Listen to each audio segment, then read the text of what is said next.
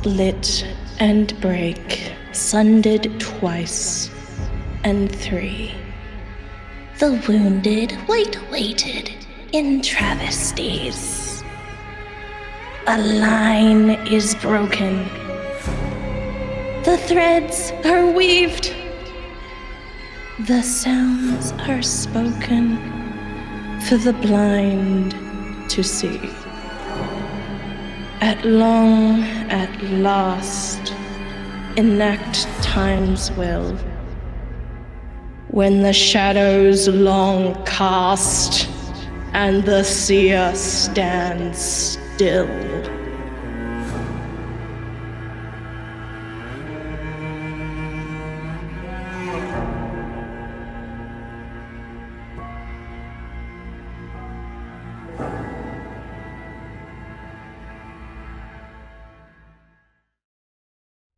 We open today's Candela Obscura on a rainy night of fog and cold. The whispers of wind trace lines upon people's faces, like past memories of lovers taken by darker screams.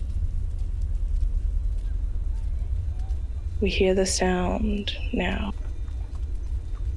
The steady clip, clop, drip of a carriage.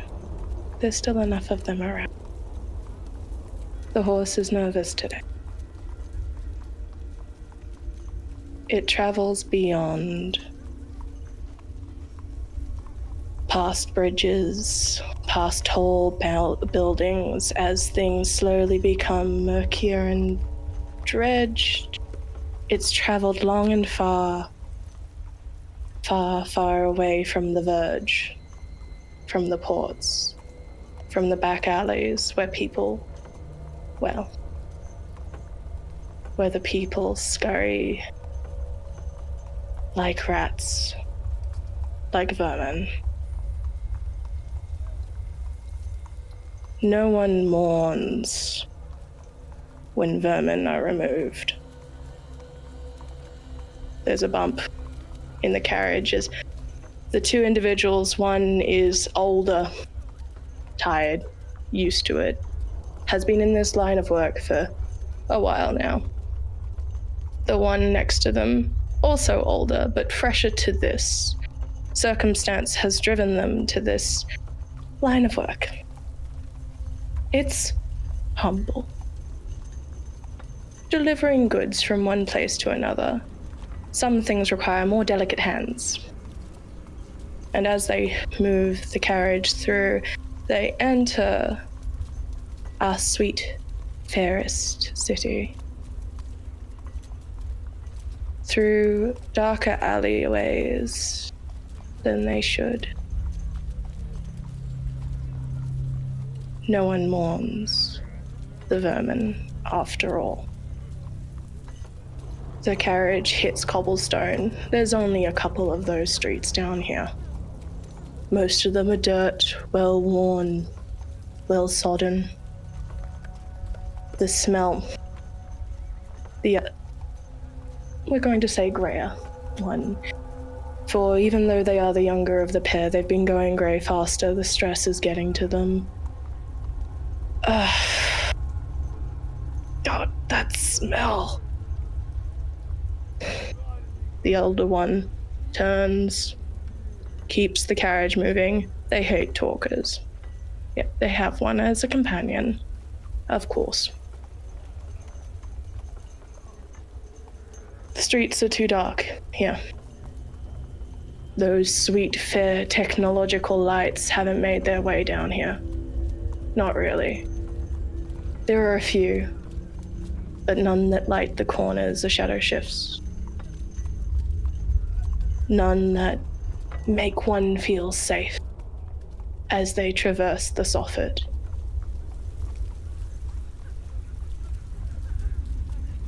Vermin don't need light to see. after all. As the cart turns and there's a quick bluster and step back, there's a reason why horseback and horses are still used by their employer. They sense when things are wrong, and more importantly, when the pair of drivers and delivery folk are on their way. If a mistake is made, well, at least the horse can do something about it. There's a whinny, a buckle, the rain and fog thick, and a oi! What the? Fuck off! As a drunk stumbles in front of the carriage, brushes, flips the bird, and the pair kind of look at each other. Soffit. Disgust in their throat. The horse moves on, but pauses briefly, the drunkard eyeing them from the other side of the street. That's a bit weird, don't you think?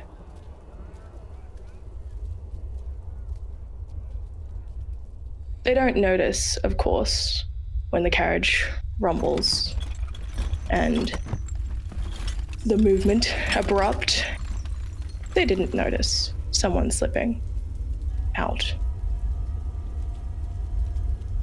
The carriage is a little lighter. They only took something small.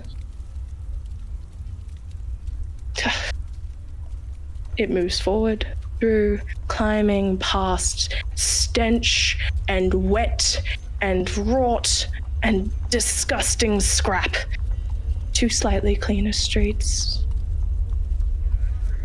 Periphery that don't look the other way. They leave, and as this carriage turns, we see it make its way slowly through the driveway, up, high, publicly accessible, beautiful garden to the museum.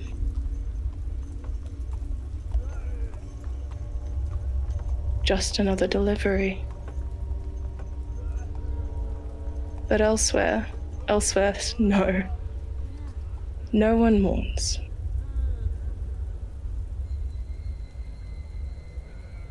There was laughter briefly. Goods on a table. Smiles. A small wooden box, roughly 2 hand widths. On its surface, etched in silver and gold. Oof. If you could pick that out, that would feed you for a month. What are these weird markings? Yeah, I don't know. Rich people like decorative stuff. Cards turn.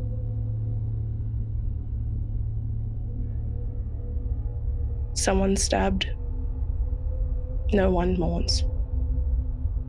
Someone fights. No one bothers.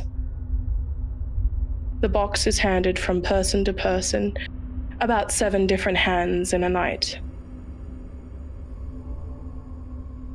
And then finally, in the briefest moment,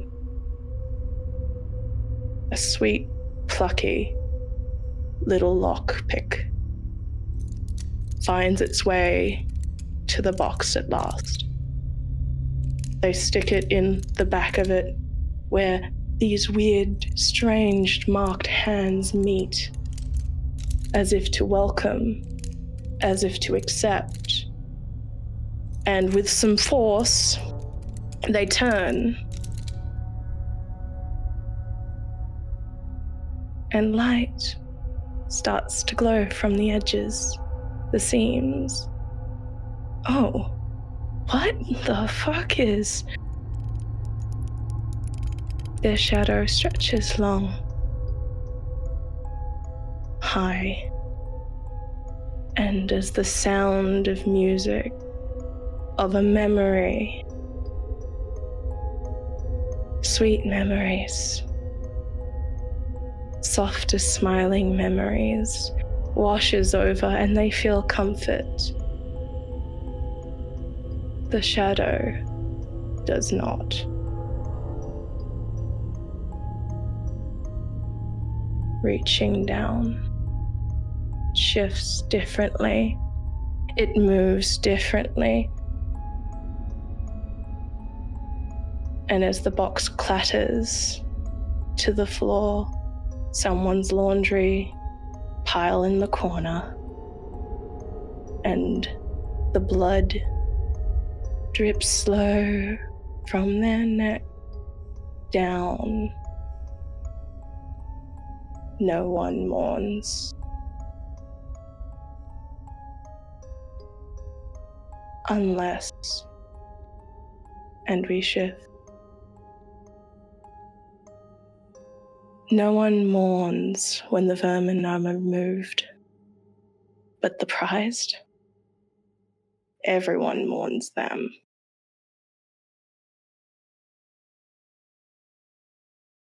Our gazes move to a familiar shop filled with curios and curiosities.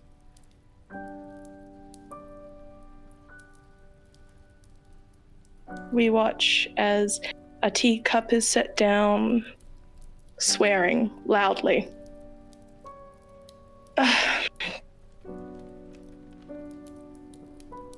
I want nothing to do with it. I'm already here. You know I can't leave. The paper that sits on the front details the mourning and the loss, a charity function soon to be held at the museum, as one of the Ascendancy's finest patrons was lost. Funding parties. We will find them and we will catch these killers, says the paper. Maple, you can't act this way, hon. No. I've made my promises to Candela. I am doing my job. Look, there is plenty that they've done. They're fine. Two phenomena? And you? I'm surprised they haven't skinned you yet. Look, we go back a long time. And she brushes her hand across the scars on her face. And they've shifted into a deeper mass. We are getting close to a gibbous moon after all. Maple, I'm doing this for you. No, you're doing this for yourself, you fucking gambler.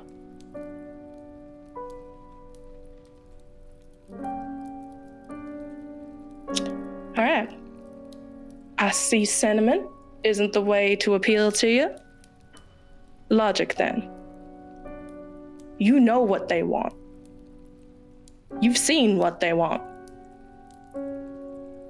So why are you doing nothing about it?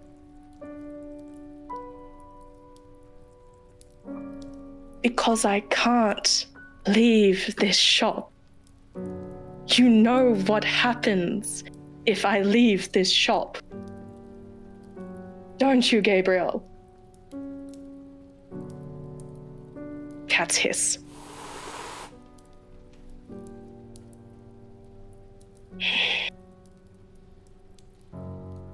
And if you don't, they'll die.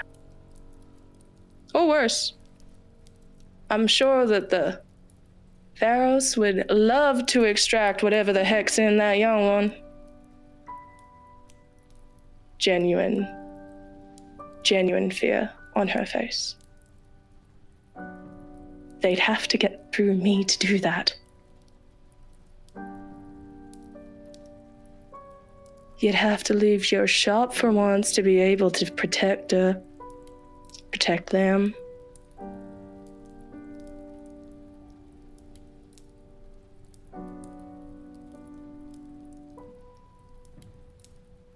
We look over to the clock.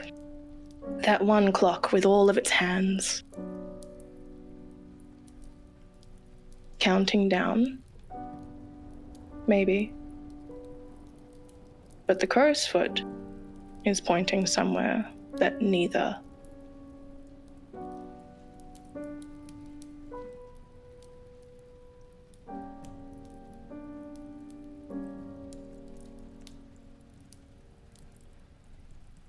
Detective Petrichor,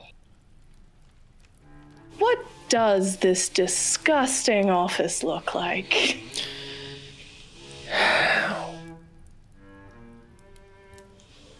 Okay, so I'm not the best at maintenance, let's put it that way.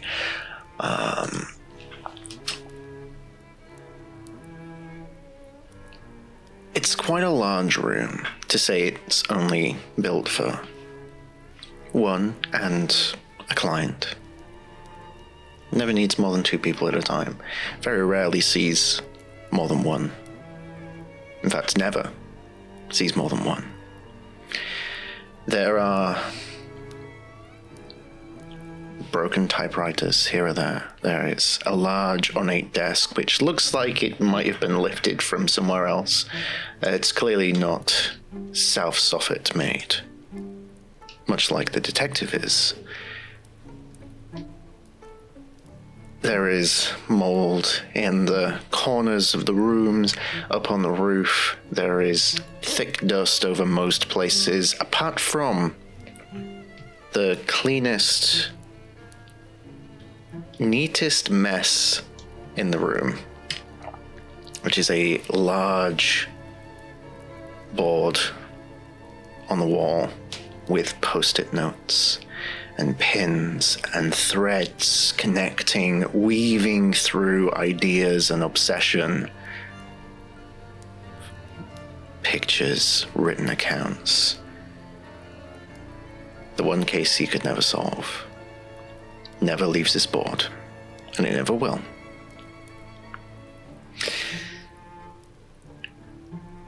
So yeah, it's a state. So why are you fiddling with it, Cordelia? I mean, I find his post-it notes to be kind of useless. I mean, he hasn't really gotten anywhere in the 3 months I've been tailing him. He knows about well, we were all kind of confined for 1 month together, but I've been dressing up as one of the rats down here that lost their coat and their hat. And I can pass as a boy pretty easy. So I've been following the detective and the reporter. I don't need to follow Mrs. Hines or Dr. Jenkins because I like them. I spend time with them. But the detective, I've been trying to figure out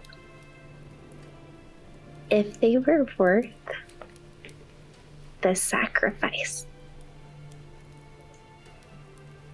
So I rip up a post-it, because it doesn't lead to anything yet. He just hasn't put it together.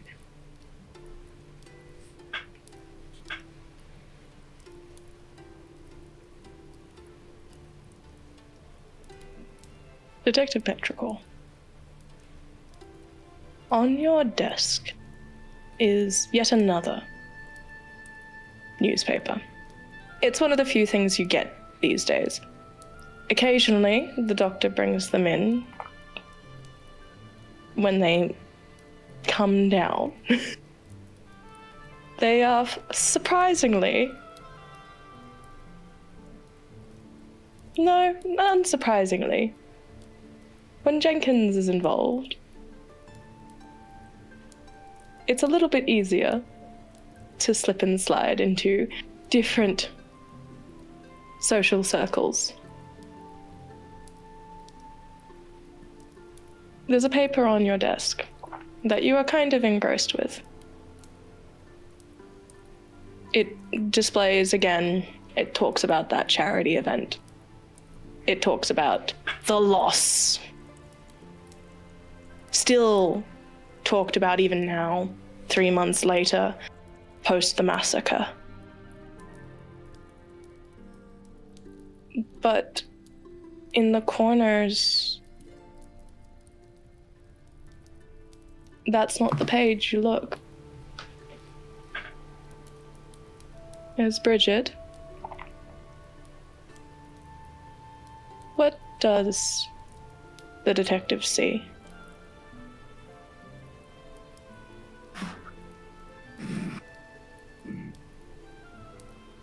In simple typeface, not too grandiose, the following words.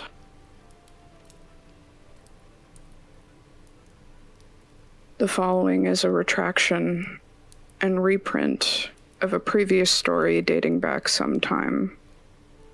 From here on out, every word you read is indicative of honest-to-goodness facts, as they have been presented to me.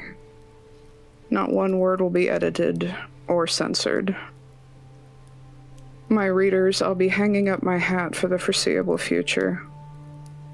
As my last act, I wanted to correct the biggest mistake of my career, tarnishing the reputation of a man that did not deserve slander. From here on out, you will hear directly from him, as you were meant to from the very beginning. And after that is a transcribed account of everything the detective wrote in Philomena's notebook, but the article at the bottom, at the very, very end, is signed from the desk of Patricia Young.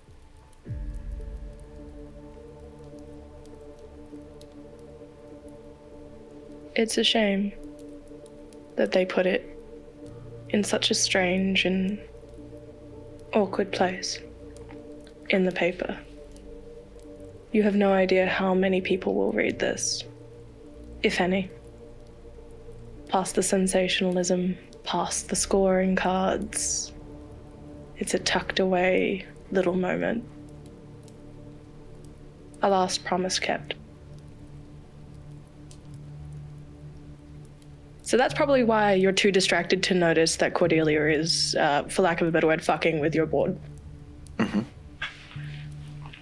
I think he probably reads it a few times. And he just sets the paper back down on his desk and he turns around and he leans on it, grimaces as his, what is now his bad leg, twinges. And it all comes back to him, everything that happened.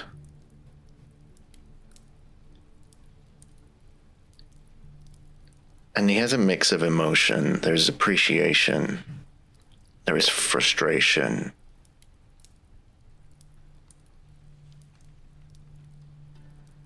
And a strange kind of acceptance, which he can't quite label.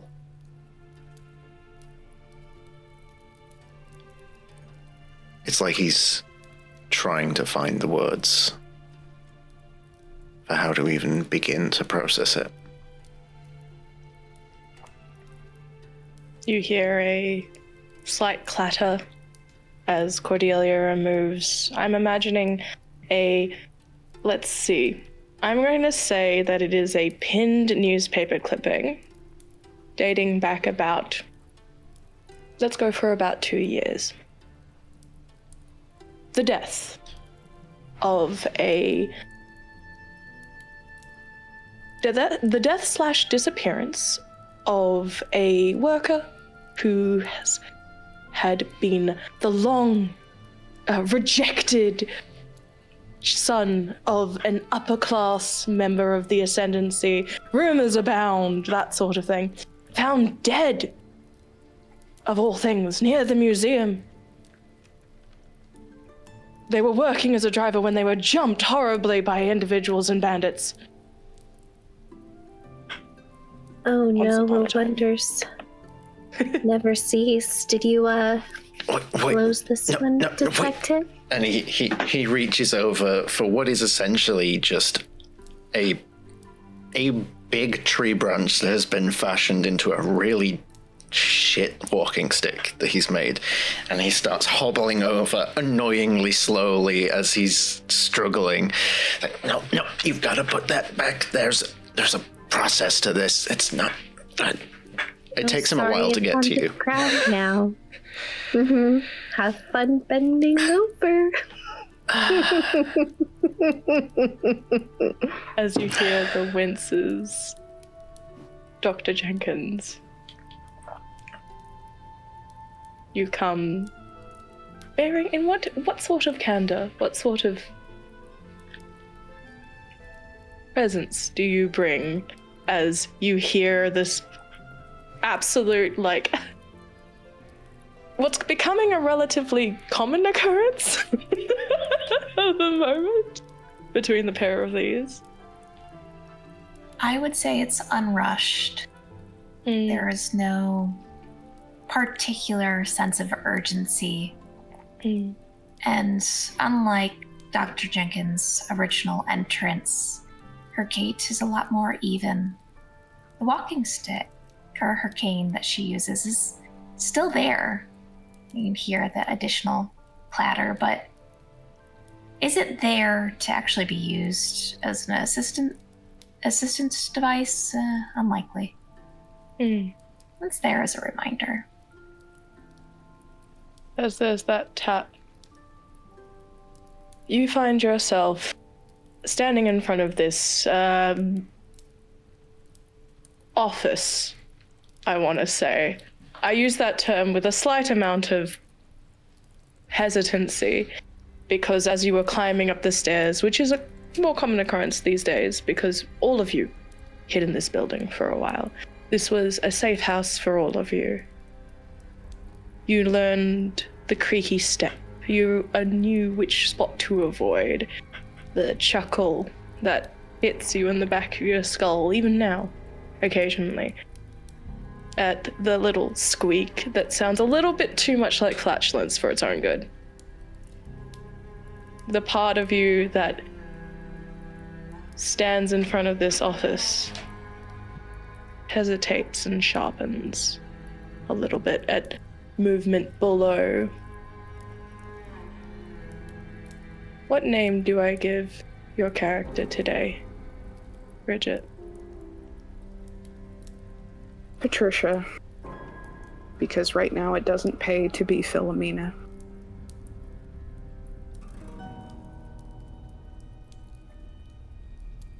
Patricia enters. There is a small... I'm going to say that there is a scent of the growing wet with her, as both of you have entered, but in the time that you have taken to climb the stairs casually, to hear all of this clatter, this mess. There is rain. And it is neither soft or soothing, but ominous.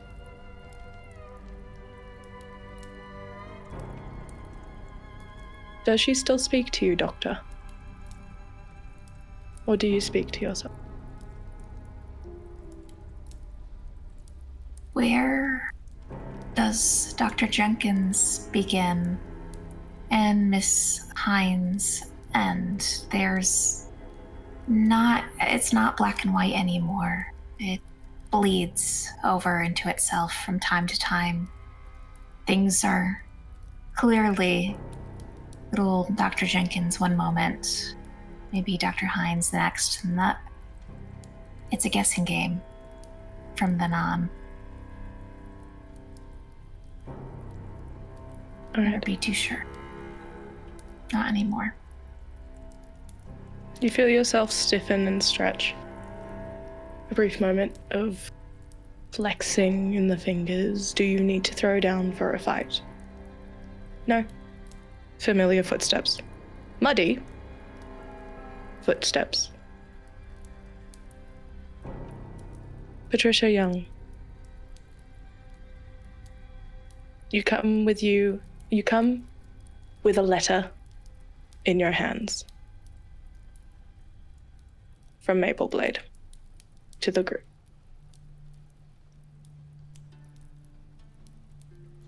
What do they enter into as you are bending down? Like, what does this look like? Is it like creaky back hours? Like, what's going on? No. It's more desperate than that. It's literally using the stick to push it along the floor up to the wall and then up the wall slowly, knowing that the stick's going to get kicked out of his hand any second now.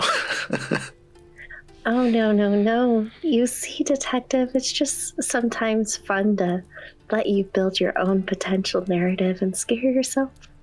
I'm just gonna watch, never blinking, my little bloodshot eyes, little crusts of black ink around the lashes, as you are just your own worst enemy in this moment. Joke's on you, I'm always my worst enemy. You enter into this scene. Yeah, you just see the detective, at first glance, just looks like he's poking the wall with his stick.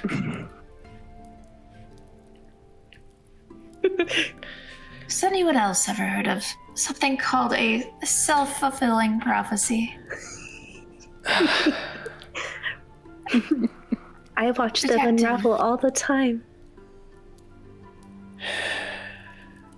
Truly, I'm starting to think that you quite enjoy just living,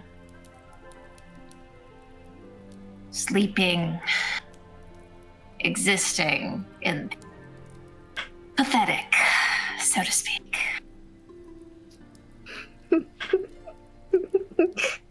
Enjoy? Not really. Are you accurate in your description of me? Intrinsically. Oh no, during the time that we've spent together, no. I think you revel in it. Poor detective. Remind me how you got your medical license again? Remind us how you ever got a badge to begin with? With your very unfulfilling board? Okay, it's gonna be one of those days. What's gonna happen now? Oh, yeah, the reporter's gonna come in, right? Oh, come on. Oh, don't you worry. She has the same sorry look on her face as you have on yours.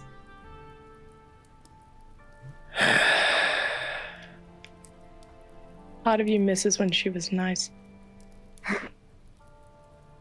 Not often, but does. Sure, Aaron, come in. Make yourself at home, I guess. He starts hobbling over to his desk and takes a heavy sit down on his chair. Is the couch still damp? Yes. Damper, I would say. I can't get it dry or clean. I've tried everything. There has been multiple attempts. Like, nothing. She might reach for the paper and set it down on the couch and just... Which piece of paper? The one that was just pinched or the one that's on the desk? The newspaper, the one that's on the desk. You're just going to end up with ink on your backside. I hope you're quite aware of that.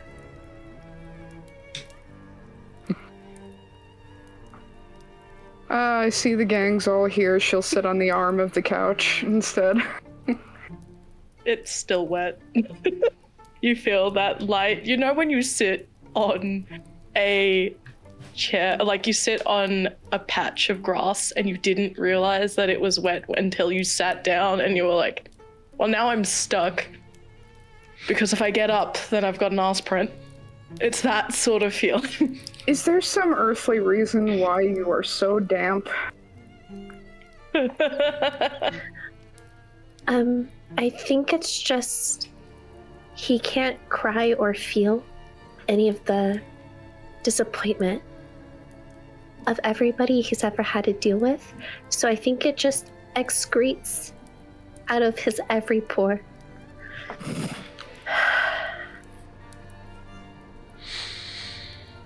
Oh, I thought it was going to be, his nightly crying. That's his bed. That's his pillow. He thinks he can cry in the shower, but I think he forgets to. That way it would just It'd be too wash convenient. away. Mm-hmm. No, please continue. I'm all ears. All right, well, if I must, I'd say we could try burning this place down to be an improvement, but with how soggy and wet and moldy it is, it'd just be Oh, don't worry. Cause. And The way this is going, you can use me as kindling. I think you're too soggy. Yeah, you wouldn't even Soggy make good kindling hours. detective.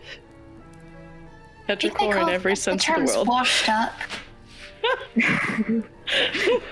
As this conversation is taking place, can she open the letter? She most definitely can. As the detective is getting roasted alive from all sides. There are 3 things I'd like to hit, actually. Cordelia, you have not heard word or whisper for a long time, if any. Yeah. You don't close your eyes. No. But do you see? Just double checking. I do see. Awesome. As you do, and occasionally you have to obviously moisten them. Yeah, I got that. I'm prepared for Ruined Shirt Part 2. Living for it, in fact. As you kind of test things out, Patricia, I'm gonna have to pause myself instead of saying Philomena. As you moisten the eye, right? The general essence of who you are sees slight shifts whenever your choice of, I want to say eye drop, results in some after effect. As you are looking over to Patricia and she is opening this letter, first things first, the letter feels different. Both of you and the doctor feel your hands. Are they still covered in the glove, or do you only have the marking? I always keep it on. Okay. No glove on one hand, glove on the other. Yeah. Sweet. For the gloves that feel pull toward magic, there is a faint aura. You think you feel yourself sort of, twitch in that direction, and that's enough to alert you. Patricia, as you open up this letter,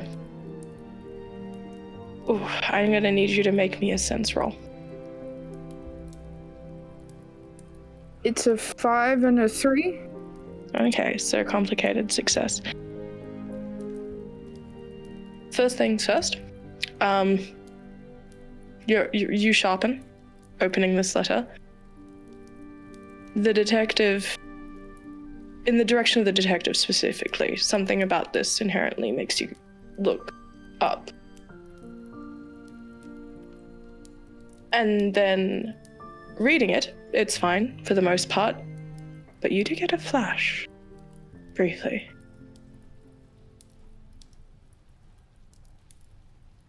Arms around your waist, guiding you through older smelling building. And it makes you pause briefly as you read Mapleblade's instructions.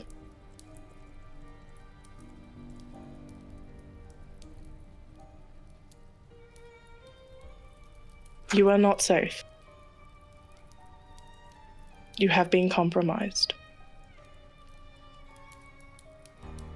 However, you have until something equivalent to 12:15, which is in about 5 minutes, before people come and knock on your door. There is something in the soffit that should not be there. You must contact Lightkeeper, and it's sort of smudged and wrecked. It's strange. The way that she's written it feels like she was in a mad rush and was interrupted briefly. So the scroll looks like it was done, you know, when you're writing and then you have to look up and it doesn't look like anything that you were supposed to. It looks, do you think you get lane? Maybe a lake? It's really hard to read. The detective will be familiar with the bar they reside in. Do not come to for curios. I fear it is less safe than I remember. Different style handwriting, written much later. Your eyes are keen enough that I'll give you that information. And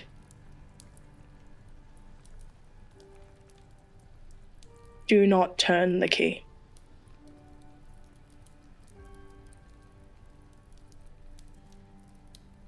And that's what you get. I think as the two, what do we call it, like a two-handed attack is happening, she'll just kind of start loudly reading from the letter until she finishes with the final words and says, "We need to leave."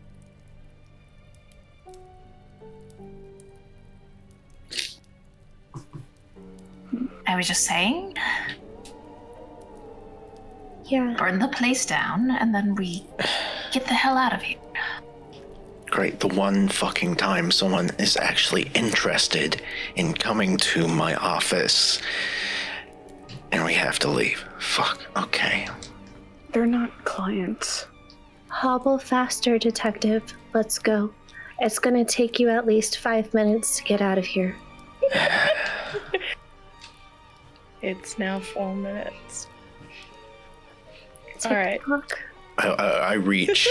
I quickly reach into a drawer and pull something out from the drawer of my desk and quickly pocket it. All right. Does anybody want to make any obtaining marks, anything, take anything, be noted of everything? Is there anything worth taking here? It's all soggy. I mean, You there's leave stuff it. on the board. And go Leave it. before the wet blanket comes out and she starts doing her thing.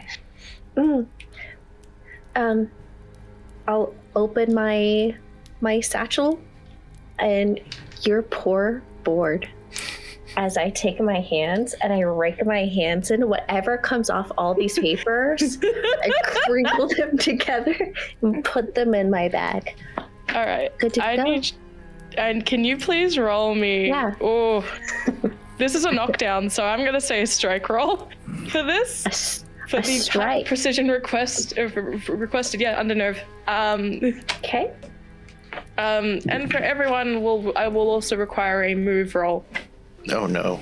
Okay.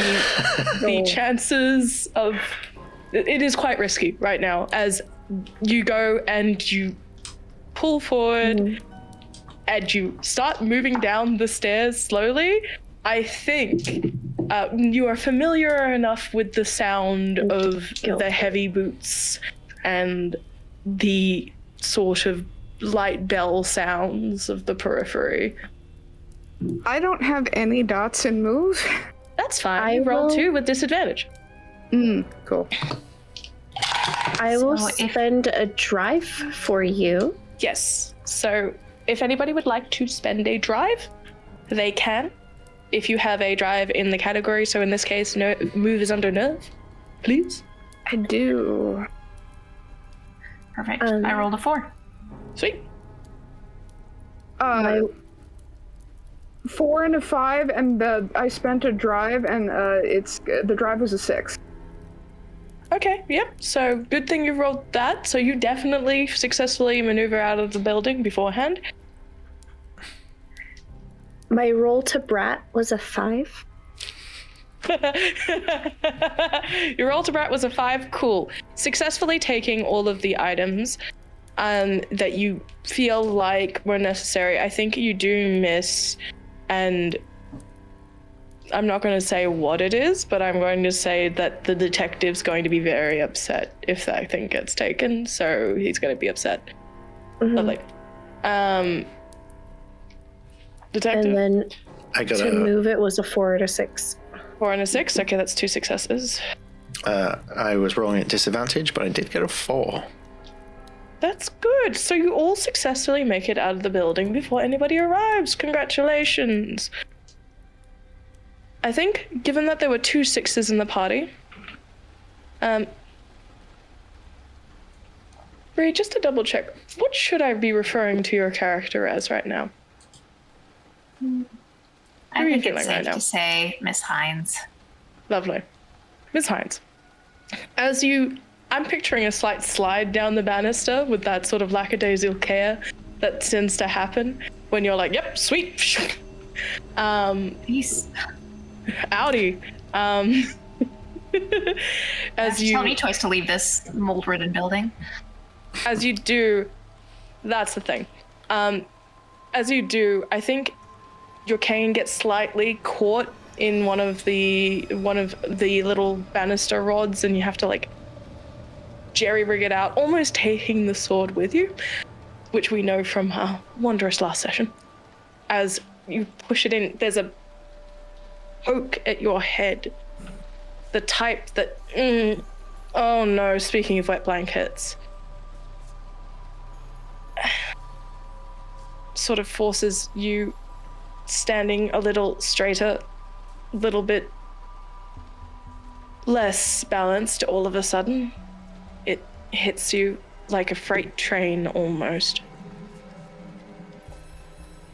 Why is it always the moments that I think you would just handle so much better? All right, it's time to go. As Dr. Jenkins, you push forward, you watch the detective hobble down the stairs, and you feel the urge to help him a little bit more than the last individual on that banister did. I will say that as you guys leave... Oh, sorry, yes? Anything you'd like to add? I would think that Dr. Jenkins would go back to kind of be like, all right, come on, just over for that step. It's just, you've got 3 more. And then he finally says, "Hello, Doctor. Good to see you." Good evening. Maybe. We'll find out. Yay. I'm sorry, that was the most Fluttershy yay I've ever heard. So good. All right, Cordelia, I'm going to say that you're the last one out. Patricia, I think you're driving, right? So you're pushing yourself. What are you doing to make sure that as you exit this building, you are either unseen or you are basically like elevating your heart rate in the direction? What's going on? Hat's gonna get tipped a little bit lower. No press pass this time? No press pass. She's not quite the reporter right now. She's really more like I guess a concerned citizen would be a better way to describe her right now, if anyone comes across her. Plus, she's out of her traditional, like, red and black color scheme as well. Yep. She stopped dyeing her hair. Mm-hmm. So she's gonna roll with this disguise and act like she's Mr. Innocent bystander is confronted. I don't know what you're talking about, sir. People? I'm just here. Cordelia, you're the last out of the building. So you watch as there's hobbling out of the door. It's a creaky door and it's kind of awful. It wouldn't have taken much to break down, let's be real. Yeah. And as you, with your kind of unblinking gaze, step into a light, you would squint if you could, but you can't, right? You would successfully hear the movement and everyone moves away from the building. But I am going to give, because there was 2 6s in the party, the additional information that as you turn around, the images that you see of people, I wouldn't say smell the same as Periphery normally do. They are thicker coated. The uniforms look like they are mismatched. If they were Periphery or if they are Periphery, they are not wearing uniform that fit accurately. As you push forward and move into, I'm going to say, just a back alley somewhere, people running around the soffit aren't a strange sight, especially when the Periphery is involved. There are other houses all closing up in the area. It's not a very densely populated one, but anybody could hear the sound of doors closing, shutters folding, all of that. I think you don't expect the sound of gunfire, though, when you turn that corner. No. Nor are you expecting the crashing sounds.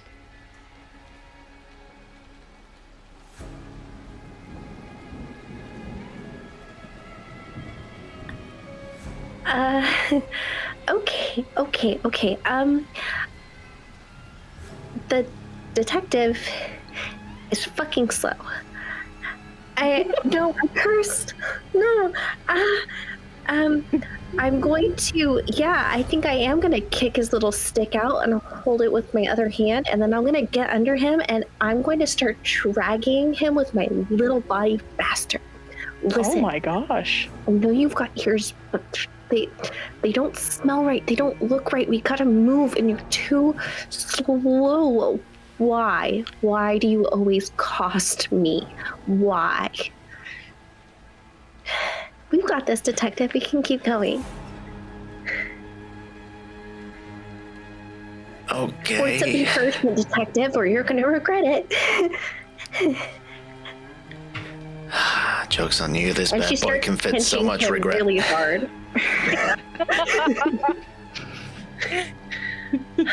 Slaps Car. I think, remembering when we all had to work together to lift Dr. Jenkins out, she might come over and assist Cordelia, much in the same manner. How do we get out of here? You know this.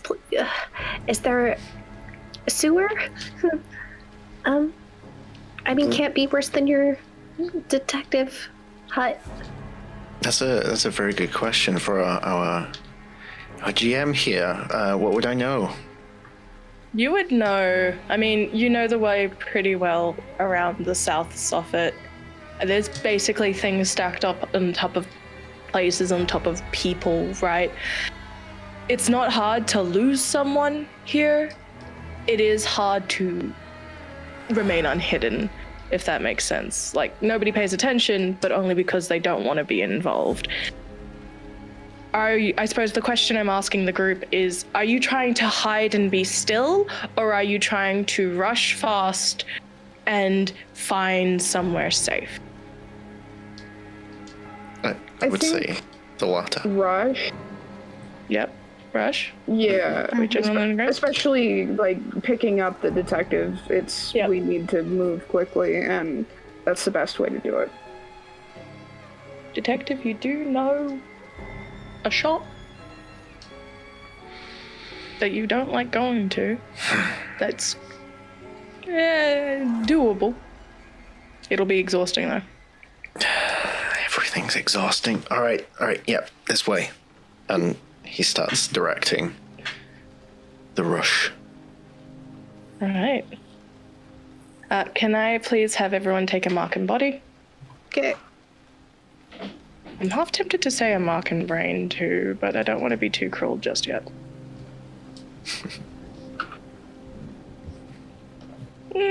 No, I do. Everyone take a mark and brain too. Had a feeling. Well, you're stressed. This is a tense situation, and the detective just lost his office. It's a lot. Now, if I were still Miss Hines, that would have been a great time. You'd be like, yes. Yeah. I mean, would you like to fight for control?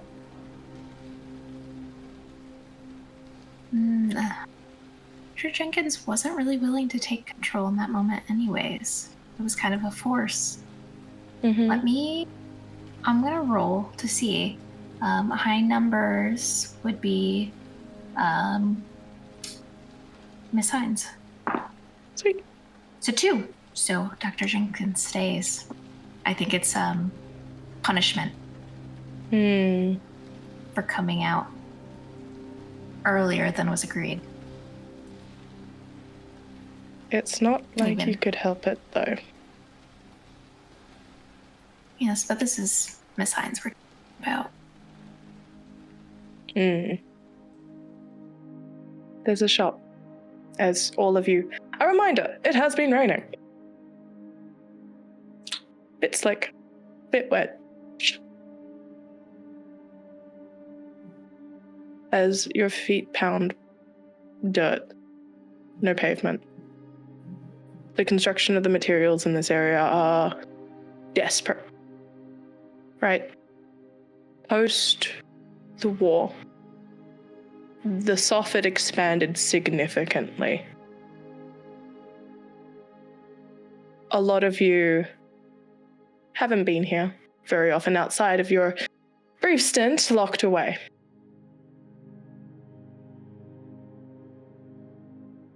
As you're leaving, that's a lot of violence. The sounds of things breaking, glass breaking. You're pretty sure a seat's just been thrown. The one chair that worked in that place, probably out a window, breaking into pieces. It is the sound of violent upset, desperate struggle. But for who and for what? Something taken. So, I'm going to give this to the detective. What does the place you never want to go to look like? And how do you recognize it from the outside?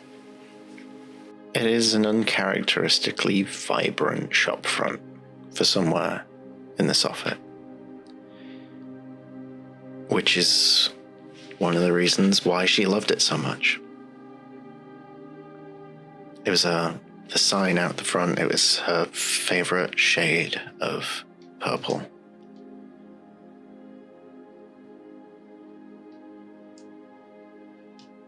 And it was where, whenever it got to like our anniversary or a special occasion, we'd make a plan for the day, but it would always start here. There was no real special significance other than it was the first stop on the first date.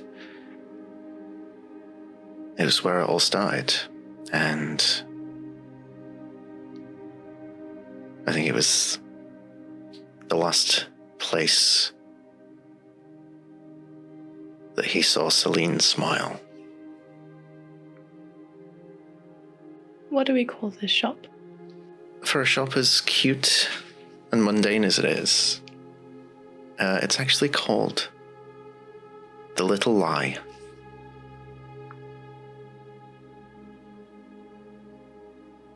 Love it. Sorry. I feel like I heard Whisper Lion very loudly outside of my door.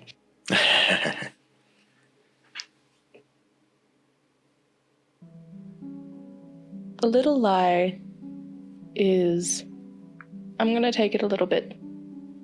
It's called the Little Lion now. It was called the Little Liar once.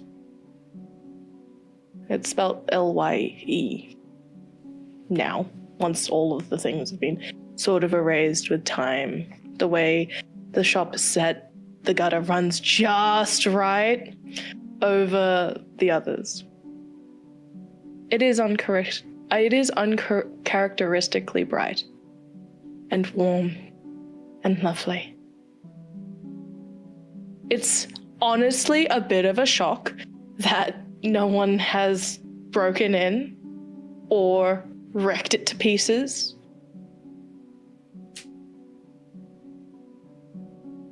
But even vermin like music. As you push your way through, we're gonna say that it's not that late in the day, guys. It's like everyone loves a good house on fire at 3 a.m. It's probably about 10, maybe 11. It's pretty dark and dingy in this area, but you've never been here before. And as you push the door open, I want to say that the chime, it's one of those, it's one of the chimes that go, one of those soft bell ones. Uncharacteristically cheerful. Again, it feels like someone would have punched someone in the mouth in this area if they'd come in with that, but the sound of someone playing the piano stops you. As, hello? One moment. Wasn't honestly expecting clients so early. One moment. Who do we think? This is quite the charming place. What's your reaction, actually? Yeah. Is the glove drawn towards anything? I'll get to that in a minute. It's not ideal, but it'll suffice for now. I mean, if anything in this area, it's quite lovely. That's the point. Hello? Reginald, Hello? It's me. I'm going to say darker skinned gentleman with a speckled, salted, peppery, dark hair, mustache, quite thick, quite brushy, comes forward. Archie. Been a while. And company? Yeah, they're friends, colleagues. And I heard you do detective work now? Yeah, that's right. Sorry. This guy's sass face being ready to throw down at any moment.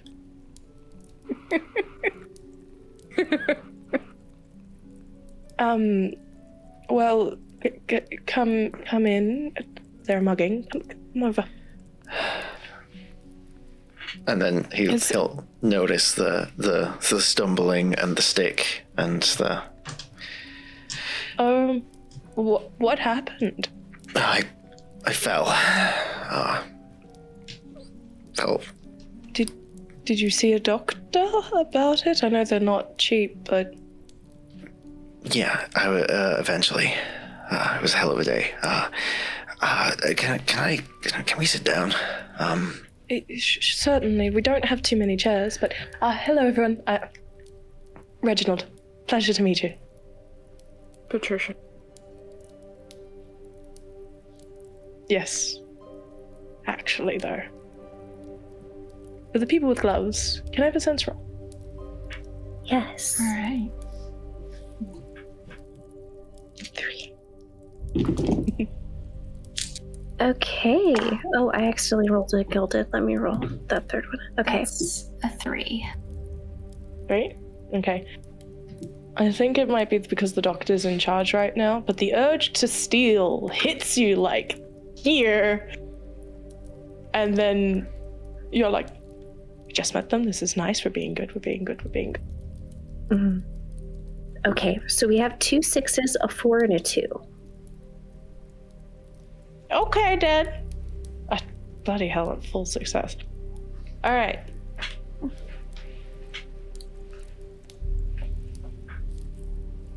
In order.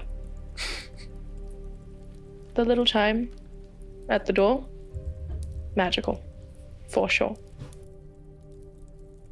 In fact, all of you felt a little bit calmer coming in. There is an instrument further back behind the counter. Looks decorative and on display. Nothing crazy, quite a humble looking lyre. Also feels to be magical. Not bleed, though. That's the interesting part. Magic and the phenomena it leads usually are bleed. Bleed, however, is the corruptive after effect.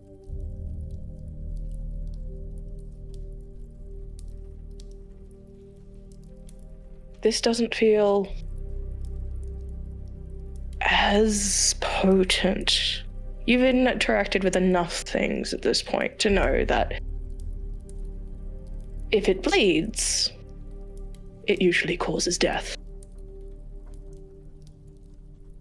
And you kind of stop yourself, I think, in a brief moment, Cordelia, to realize, because this is the bonus piece of information, that it is magical, but it is not bleed.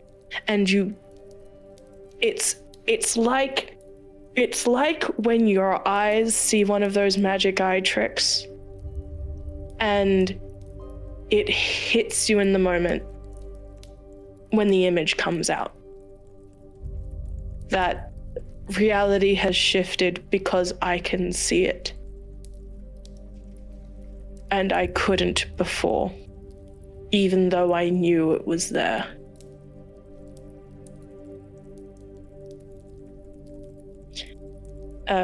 Reginald sees the unblinking child and goes, all right, this way. Have a seat. Seems like you've been in some sort of traumatic event. And then some. Arch, seriously. What happened? You used to come here all the time. It's, complicated. Is this about...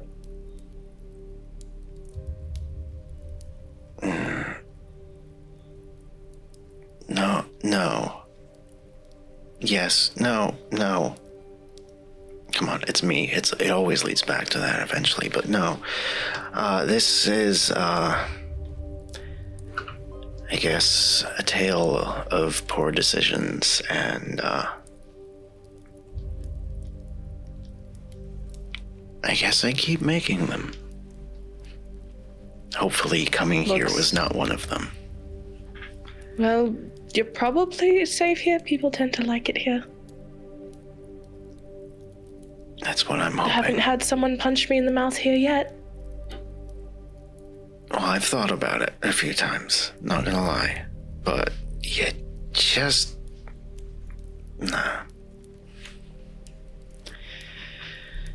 You wouldn't, though.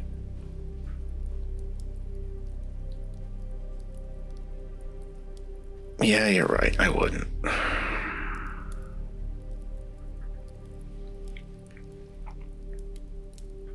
There are some who would, though. So, is everything okay? Do you want me to call the periphery? Should I make... No. Those are faces that are all shaking at me. Oh no, did you fall to a life of crime? You said you wouldn't. No. God, no. Look, we just need a brief stint of time to collect ourselves. And then we decide what's happening. If you could I don't know, put the kettle on or something, that would be... I mean, this isn't a tea shop, but yeah, I probably can do something, yeah. I'm sure you've got a kettle somewhere. What do you drink? Water? Oh, great. We're halfway there. Excuse me, old yes, gentleman. Yes. Reginald. There are men outside that are dressed like the periphery, and I don't think that they're the periphery. And they've got guns. Ooh, I don't like that word. I don't either. Oh, Well, look, at least the nice thing is that this place sticks out in a good way, and thank you. it would be too obvious for most people to come here, right? Yes, yeah, sure. Can you put us somewhere we won't be seen, maybe? Easy? I think we're a problem. You think you're a problem?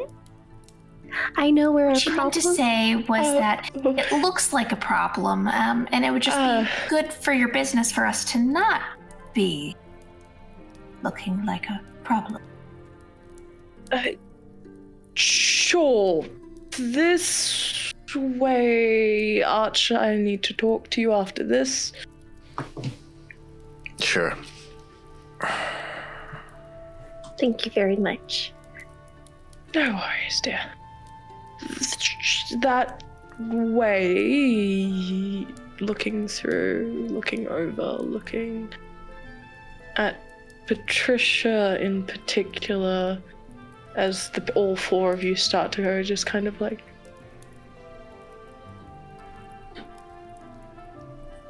sign of recognition, but brief.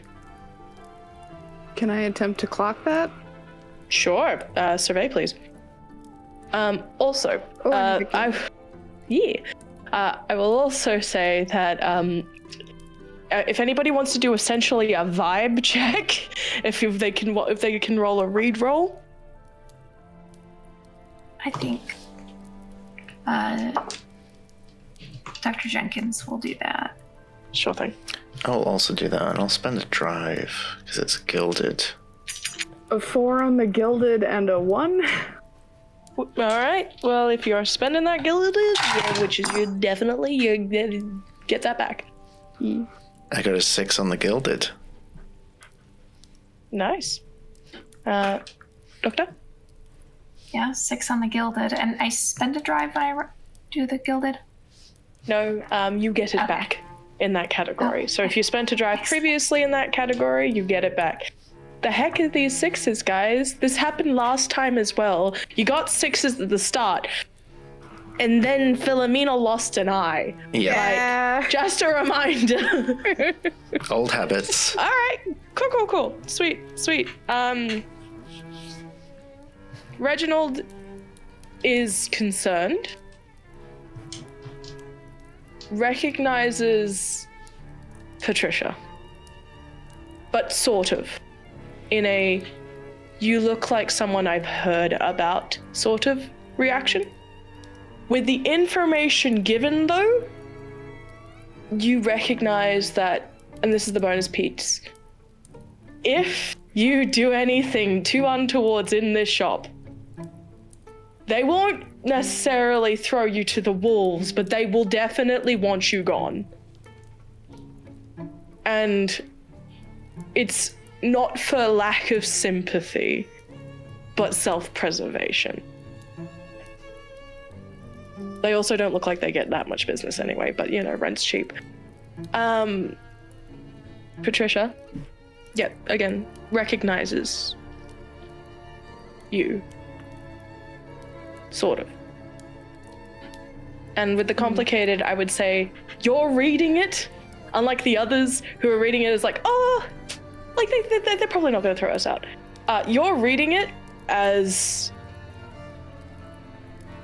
pity is the best way I can describe it. You're reading pity on this face when it might not be. Doesn't sit well, I think. So he's ushering the three of us and wanting to talk to the detective by himself? Yes. Okay, I was going to attempt to eavesdrop, but we'll wait it out. Okay. The three of you get kind of put over in the corner, hidden behind the counter, essentially, in like a small little alcove where they very clearly keep like things to repair musical instruments. That's another thing that this place does. You see like strings for string instruments. I think you see like various tools and such.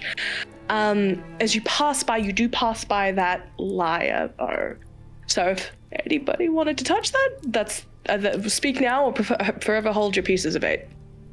You said that the doctor would feel like a brief moment of wanting to add something. Yeah, she's not gone. She's there. I feel like with what you said, it wouldn't be like she wouldn't actually take it, but like just that initial reach out to like touch. I don't know if she'd be able to resist that.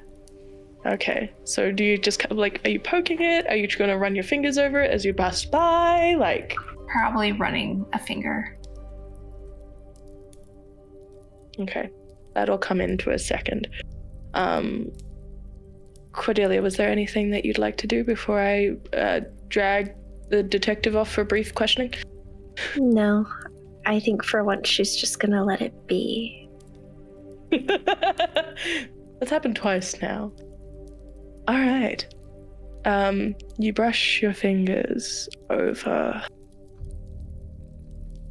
and a familiar feeling hit. What is the moment that Miss Hines met Dr. Jenkins?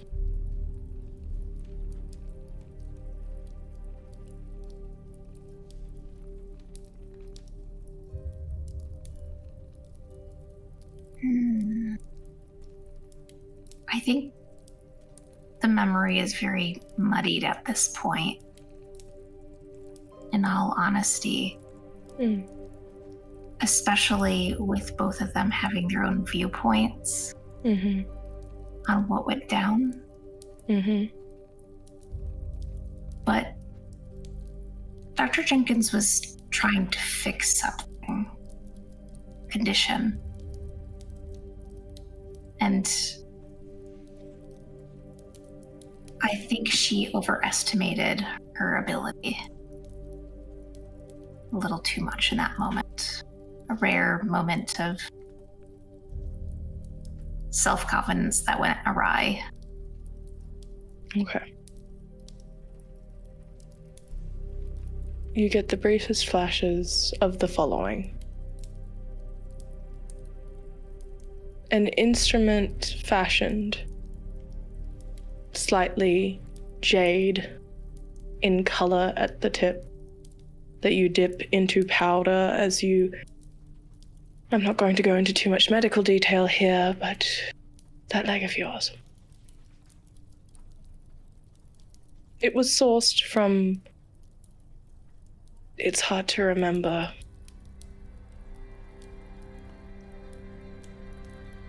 It wasn't somewhere with scruples, though.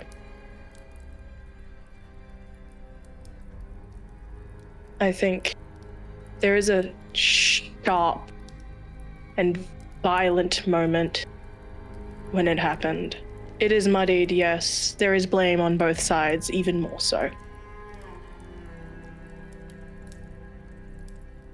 But I think the thing that really sticks out for you in terms of how it felt was that moment. If I were to liken it to anything, it is like piercing pressure before relief. Sharp, awful,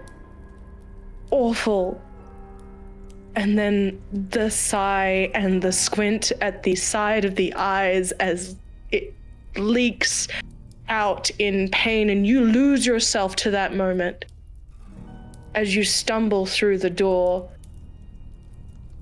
looking at Patricia, who would have gone, or Cordelia, who have gone slightly ahead of you, and meeting their gaze with fresh tears at the edges of your eyes. I've got you. Or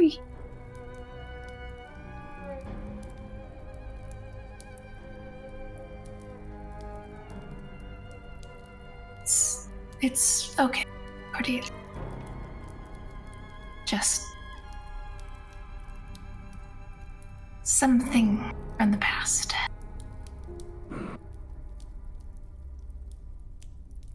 Things always show up in my mind at inconvenient times. You can't really necessarily to that considering your circumstance, but I know you understand. it just happened? Oh, be careful of that. That's an antique. It's, again, as I said, it's fine. Don't worry yourself about it. We have other things at hand. Now what is this room that we're going? Where are we going? She's like trying to gather herself as like that urge was so overwhelming that she wasn't quite focusing or paying attention to what was going on. She didn't even introduce herself. Yep.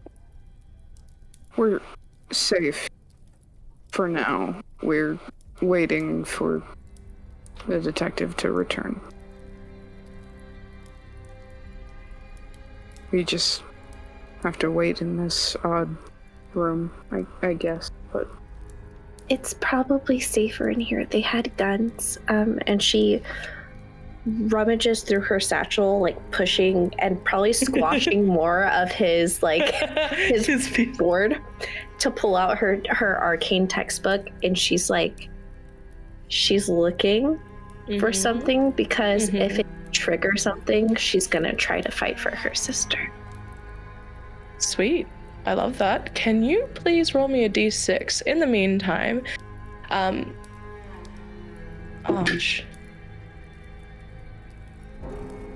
what is going on? Periphery? Fake periphery? It's funny how life is sort of like poetry. Every now and again, it seems to rhyme.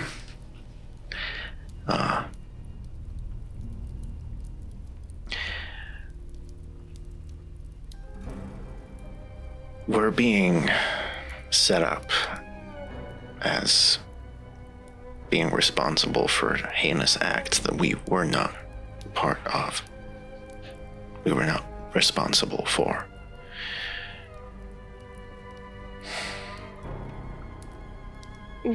What kind of heinous... Archie, I've known you for years.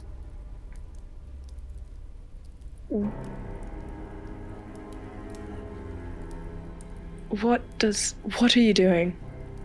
What's going on? Truth.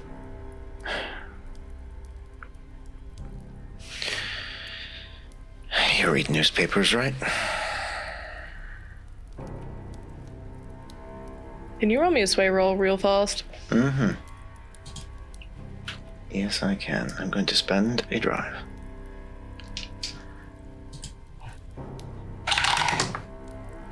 Six. So that may change the music. 6. Okay, we are still in calm days. Understood. You lucky ducks. Right, well.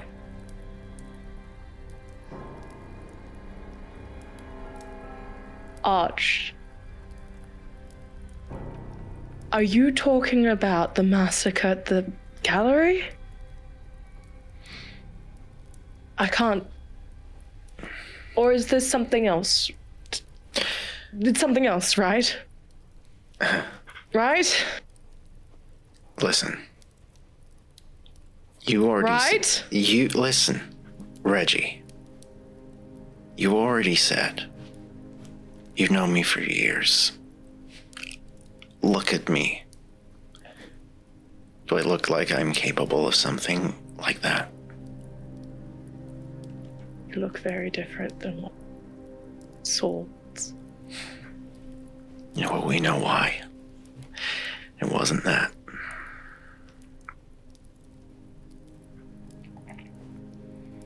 It's easy to pin blame on something on me. No,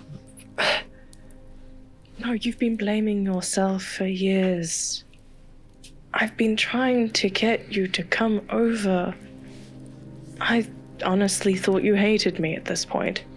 I saw you walk by more than once. It's not hate. I don't hate you, but part of me... You wanted truth. Part of me resents you because you have it all held together. I miss that. I just...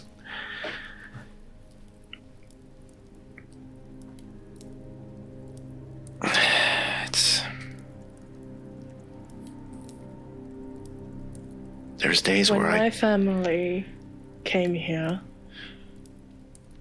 after the war, I did not have it together, Archie. That liar in the back is all I have left.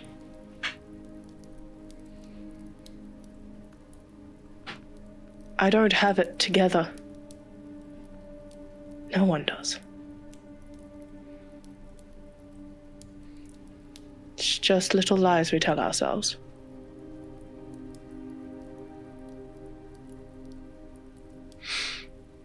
You know,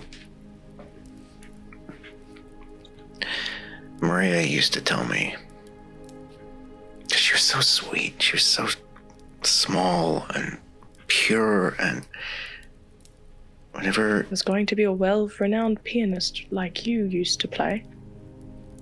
Yeah, because I used to tell her that, you know, I could play the piano too, but I just, you know, I didn't want the world to find out that I was the world's greatest pianist. And then she always used to say to me, little lies are okay. And I'm starting to lose track of what's a lie and what isn't.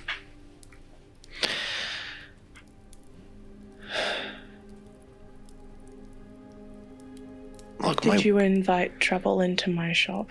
No. Into my home? No. All right. I'm here because I got nothing else. I got no one else. Except for these guys. And you, if you don't kick me out. I won't.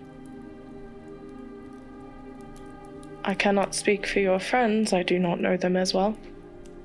But people who come in here often calm themselves. Though it's been strange recently. I feel like I see less people outside day by day. World's gone to shit, Reggie. It was always shit. It's just easy enough to avoid it when manure sprouts flowers.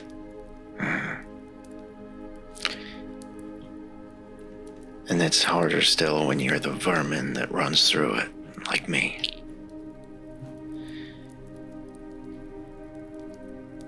Things we tell ourselves. I will get your heated water for your friends. It's not too comfortable back there. It was only ever meant for one. How long? I can't give you more than a few hours, but how long do you need? Probably less than that. We just need to have a discussion, figure out what we're doing, and then we'll be gone. All right. I do have one question, though.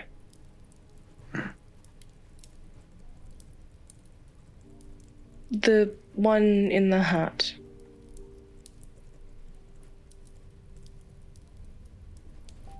Who is she? In some ways, I'm still figuring that out myself, and I think, if I'm right, she is too. I'm not asking about your love life.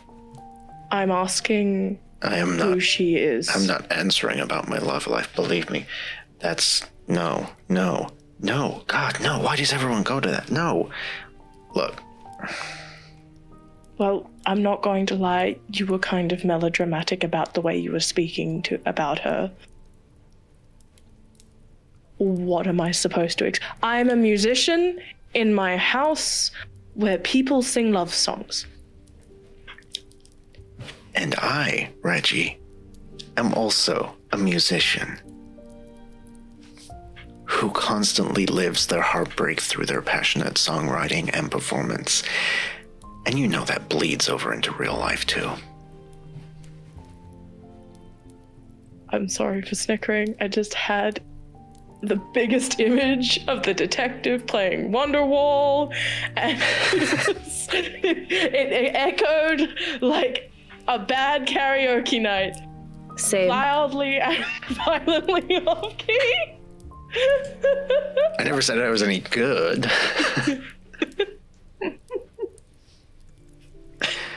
However, there's a scrunch to the face, an understanding in the eyes.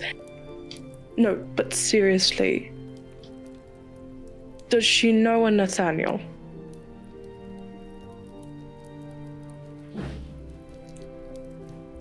Would I know that name specifically? You know what? There's a specific role for this, as I am still picturing Wonderwall. Could I please have a focus roll from you? And in the meantime, I have to remember, sorry, my brain is totally on fire. Yeah. That roll. Mm-hmm. What did I ask it for? The Wonderwall is strong in this head right now. I'm not joking. Yeah. Because after all, it was a 5. It was a 5. Yeah, it was a 5. I pulled out my arcane text. Yep. Because I'm trying to see if there's anything useful for Delilah. Okay. It's been lonely.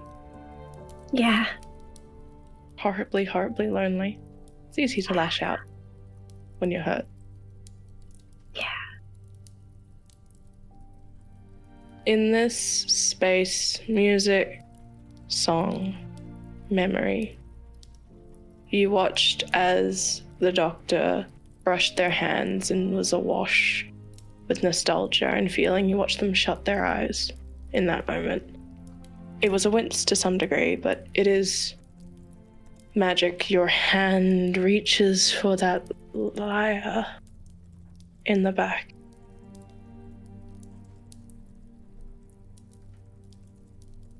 Do you touch it?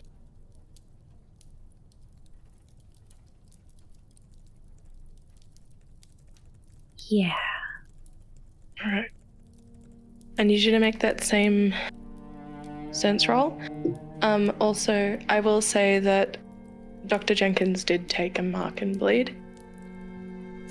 Just from the recreation of that pain. I think that's fair. All right.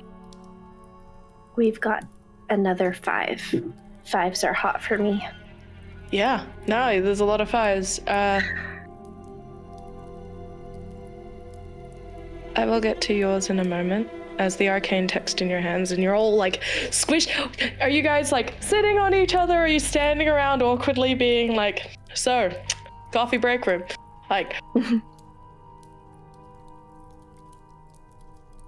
Cordelia, how have you been feeling recently? Well, learning how to sleep has been near impossible.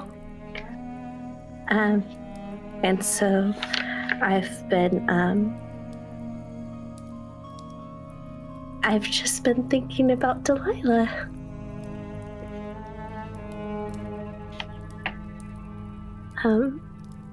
Because she takes up the whole of my heart. And she knew my soul. And she heard me in the silence. And she was all the proof that I needed that there was light in the world. And I can't even cry about it. And so I've been trying this new thing where I bury my sadness under her smile. And I think it's working. But the thing is, harm touched my sister because of me. And that's something I can't unfeel. And the nights are really long, and I don't know if the sacrifice was worth it. In one way, it was worth it, right? I'm happy about one of you. One of you was worth it. You were the only one that was worth it. Dr. Jenkins is going to pull Cordelia into a hug. Well, it's not your fault. The situation itself was so complicated at best.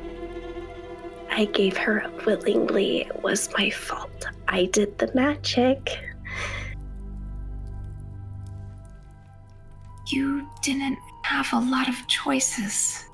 And you were put into a situation that no young girl should ever have to be put in. Trying to make big adult decisions, weighing cost of lives. I do that every day in my profession.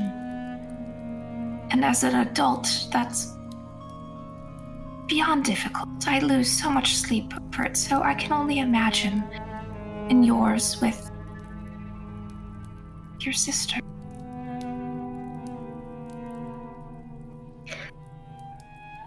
I'm really glad to see that you like yourself a bit more. You know, you remind me of Delilah. And sometimes it's really hard to talk to you. And I really like Miss Hines too. She reminds me of me, but you guys need each other. You're better together.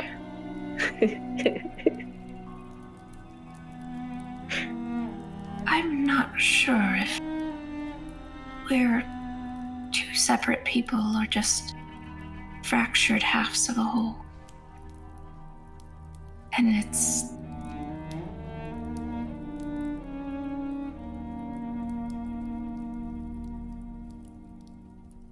putting that all aside, Cordelia, I've never properly said thank you for your sacrifice, for what you did for me.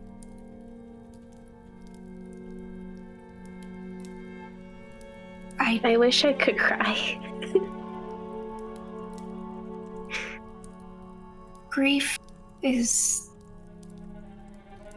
a continuous process, and I know it might seem easier to smile and hide it, but it's okay to feel it. Feel angry, sad, confused, anything.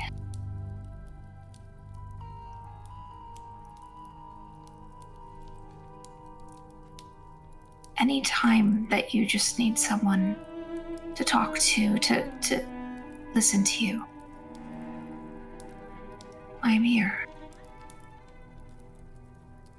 As Cordelia nods, there is still that horrible part in the back of your head, Dr. Jenkins, of the self-doubt that comes, right?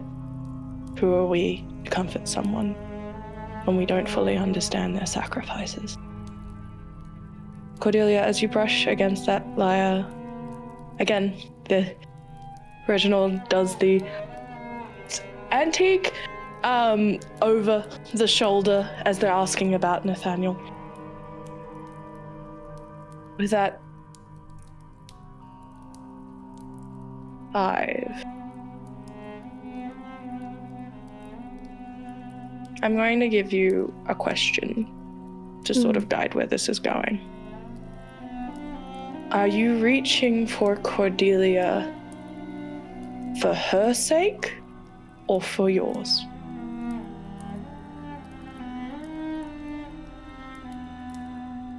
For mine.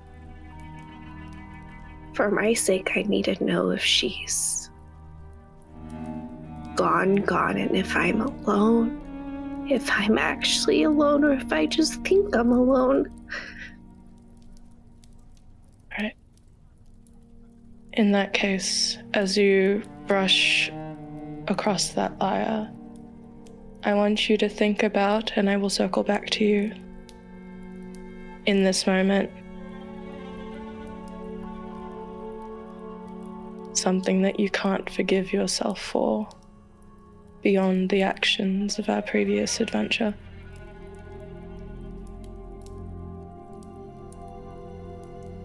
Detective, what was the result of that roll? I got a 4. Complicated. It's a pretty high stress situation. But when you investigated the loss, the disappearance, the everything with them, you looked up every place they could have gone, any place they would have been, all of the people involved in those places.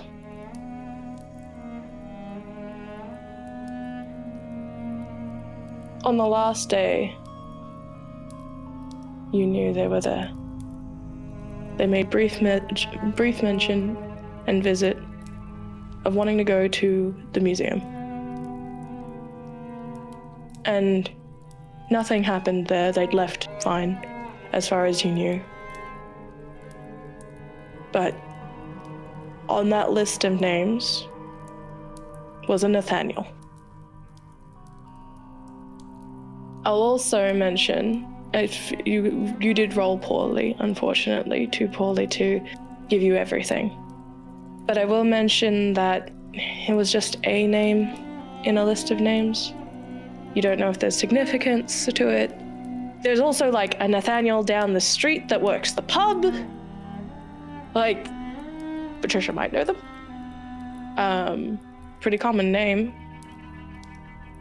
But I will give you that information. I think you have no idea if it's connected, though. I think you just... I think that'd be a question for her. I'm not privy to all their acquaintances and connections. Sure. I'm sorry. Just look very familiar. It's all right. I'll go get your group some water, but you will have to leave in the next little while. All right? I can't guarantee. I can't exactly close up shop, or else that's probably suspicious too, right? I'm gonna take his hand in a handshake and squeeze his hand. Thank you.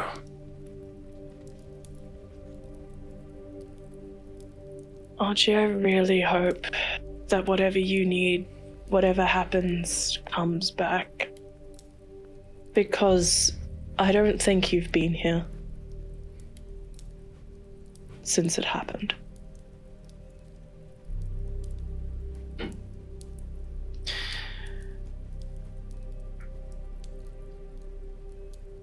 That might be the truest thing anyone's ever said about me. That and you, I'm not going to lie, you reek. The whole party smells kind of a bit... I didn't want to say anything but moldy. I'm sorry, I can only... Anyway, I'm going to go get yourself some water. If anybody comes in, you're my assistant, I guess, and you're in the shop or you're just a patron, You're known around these parts, though, so watch it. Copy that. All right. I'll shuffle into the room. Also, if some kid comes in asking about a music box, no, I'm not buying it. I don't have the money. Gotcha. Okay. And I've had the same music box, like they pause at like the kitchenette. I've had the same person, no, not the same person, but the same box come in like 3 or 4 times now. I have no use for a music box that I can't open, doesn't have a key. And even if I were to repair it, it didn't... I mean, I don't want to shuffle stolen goods, I'm sorry. This isn't that type of shop. If they want that sort of thing, they can go to Red Lamp.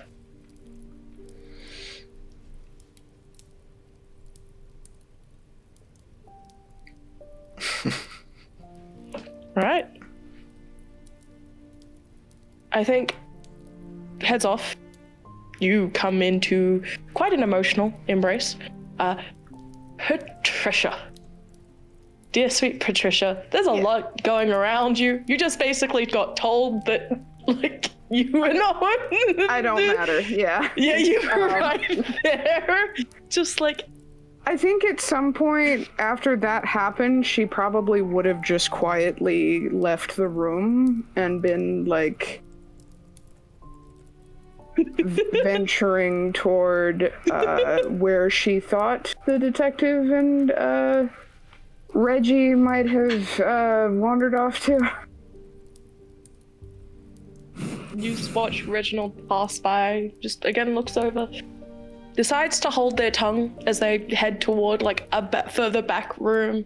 Again, place is a little small. I want you to imagine like one of those 2-story, like the house is on top and then the shop's at the bottom. But they're not willing to let you in the house part. Like, they have their limits. Also, that you have no idea if what's going on up there. Could I make another attempt to clock their supposed recognition of me? Sure, raid roll. Okay.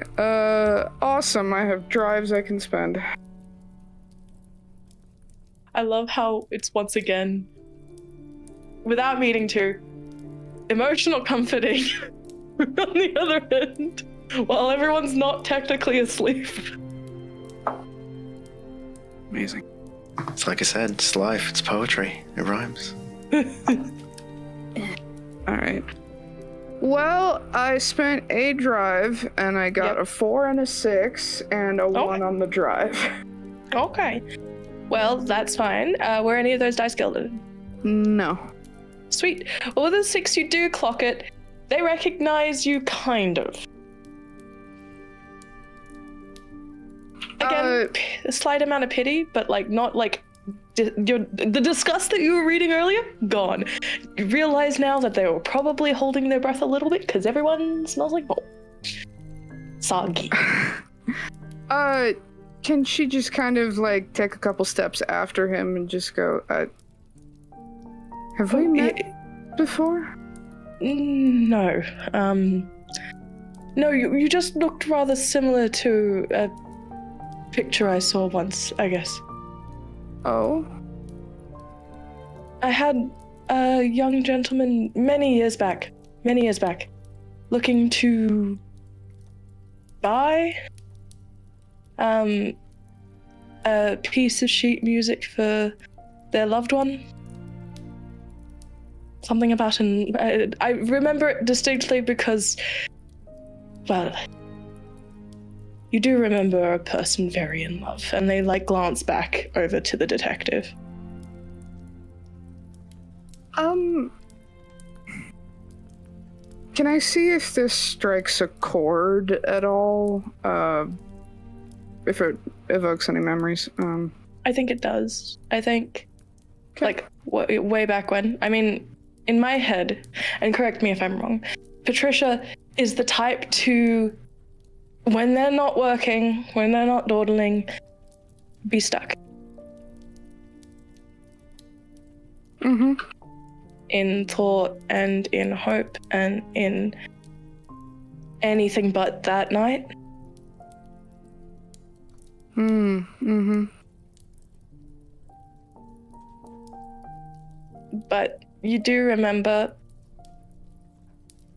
him trying to learn how to play a really tiny little, I'm gonna call it like one of those tiny kids pianos. Something sweet.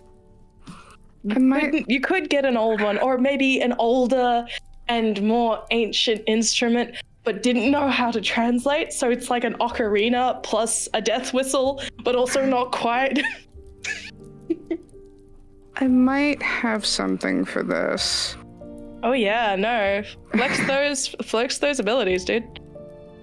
Well, I don't know that it would apply, because it says, if I'm successful, I can add a number of dice equal to my current cunning resistance to a sway roll. On a success, that they will reciprocate. Oh, yeah. Are you going to, if you want to share something deeply personal? I feel like that works. Yeah, no, go. So the idea I had is, damn, that's a lot of cunning resistance. I do... You can only roll up to 6. I'm telling you this now. You cannot roll 8 dice. Okay, so she'll flavor it like...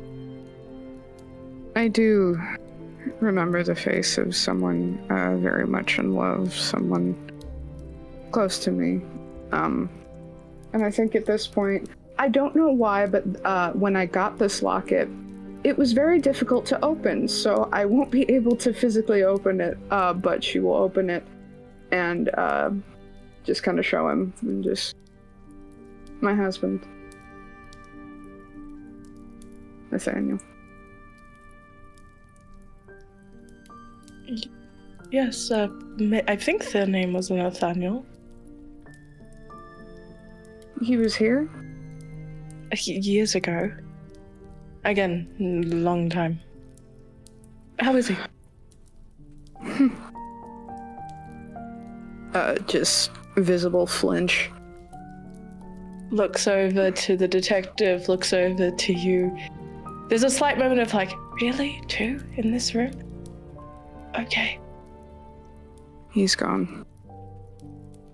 Oh, I'm sorry to bring up bad memories.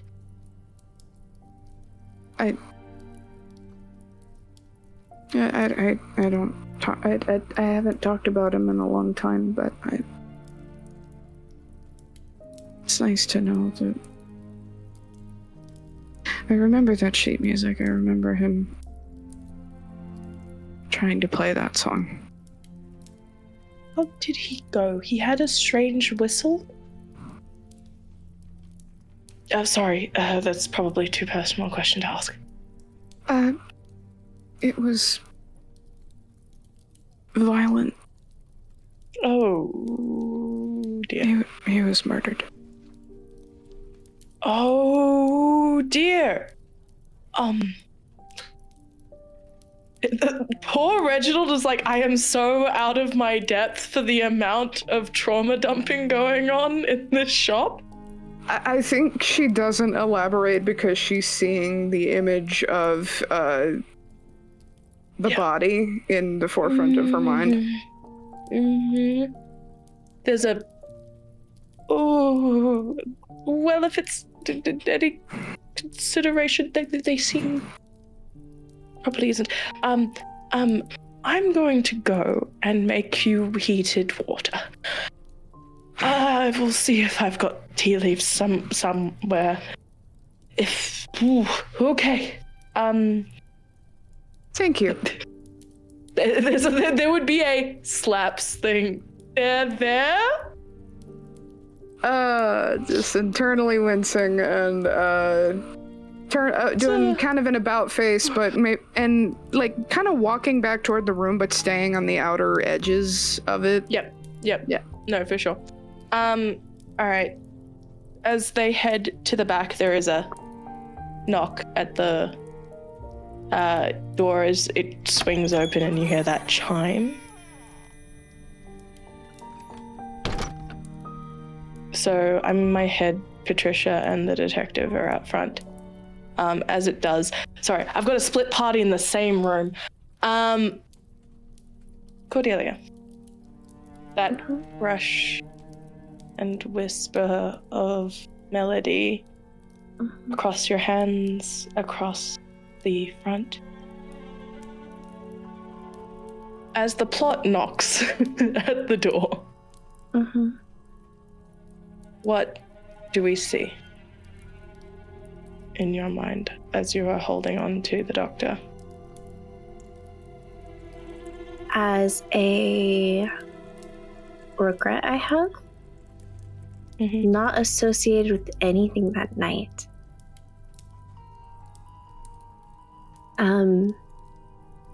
I think her regret is stealing the arcane textbook to begin with that had the ritual to absorb her sister. And that's what she's been consulting in her bag this whole time. She nicked it.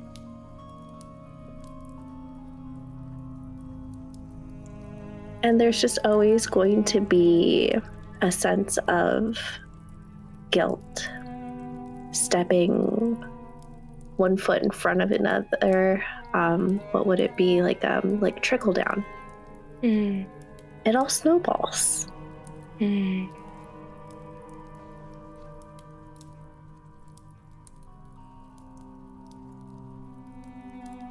As you hold on to the detective, the knock and the sound of chimes sort of brings you out of it. You would blink if you could, but your eyes are dry. But I think the thing that kind of breaks both of you, right, in this embrace, is the violent jerk of both of your hands toward the door. Towards a scrubby individual with something wrapped in their hand. And it that violently ripped back. Basically being like with both of your hands in the glove. And with that, we'll take our break. Oh, nicely done. What the heck, guys? Oh boy.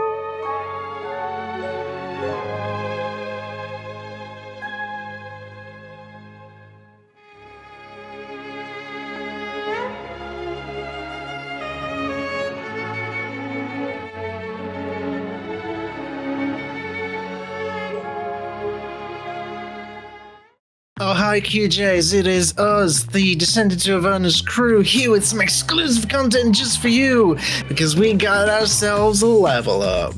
This is the first time we're doing one of these things, so anything could happen. We're just going to quickly go around the table before we play a session. Serana, yes, you are taking a level in?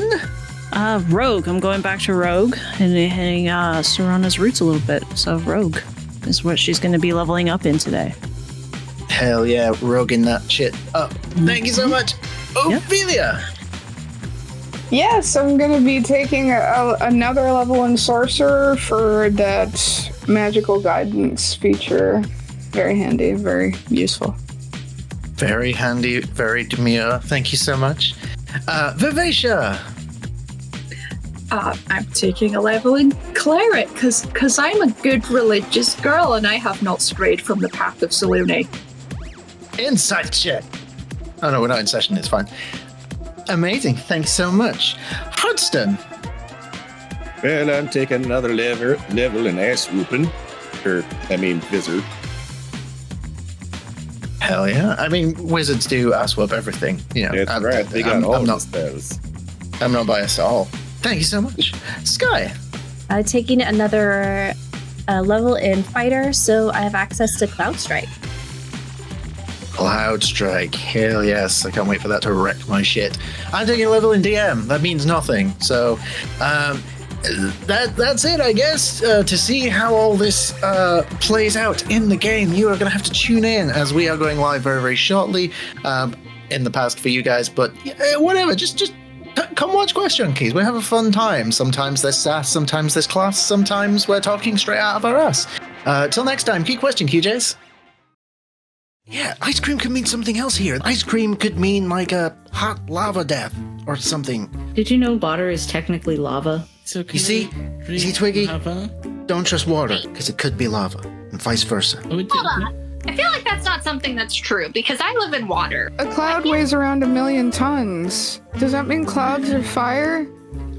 Wait, can you live in a cloud? Heat does rise. I just wouldn't live in water if it were orange, because while that color does look delicious, it should not be edible. There's underwater volcanoes. So would that be like a hot spring for you? Yeah, it gets really hot down there, so that's why like the rest of the water is like kind of nice and warm and comfortable, like because we have a lot of the volcanoes on that side of the lake, so it just kind of makes it all toasty. Isaac's on the verge of another panic attack. When we return to the scene, it is north of you. The burned remains of the dear detective's office. It was flammable, after all. Nothing that a bit of kerosene can't help. But it was broken in ash and dirt. Not here. They did their job. They leave. It's not here. Which means they were warned. Which means she warned them.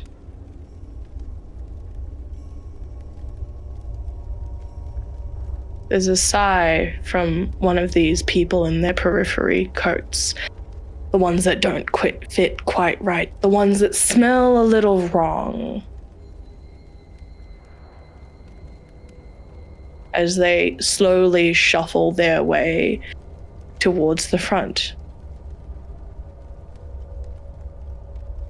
of Four Curios.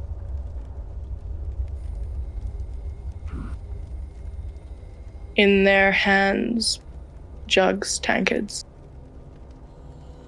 They are very prepared to set this place ablaze.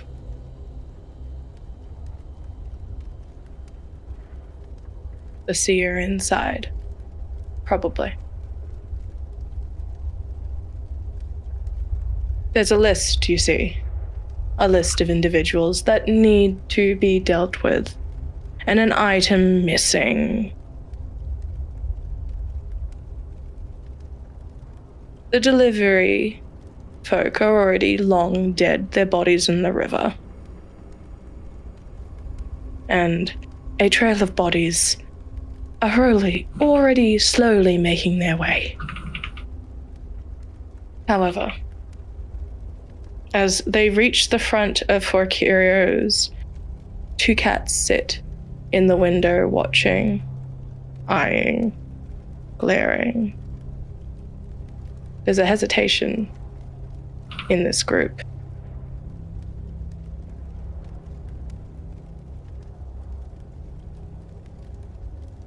There they go in. A cold washes over them. This place has always felt unnoticeable.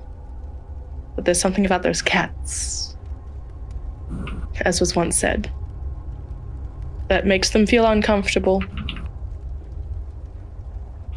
one of them kind of nudges the other. It's like, come on, there's a job to do. Go on. There's hissing and snarling.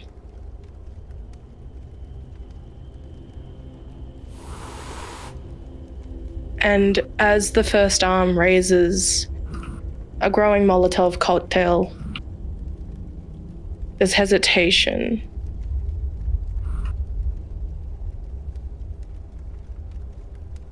And as they go to throw, there's flashes of things. The shadows stretching, the people moving, the cats hissing, growling, roaring.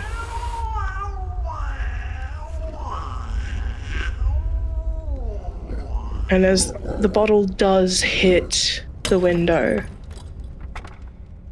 we cut to a knock at the door. Oi! Is Reggie in?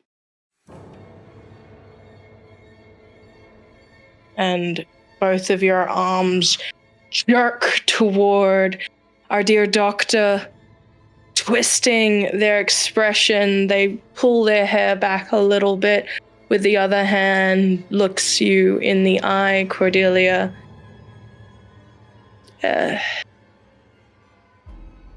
You alright, bub? Ready. Not sure what it is, but they're hungry.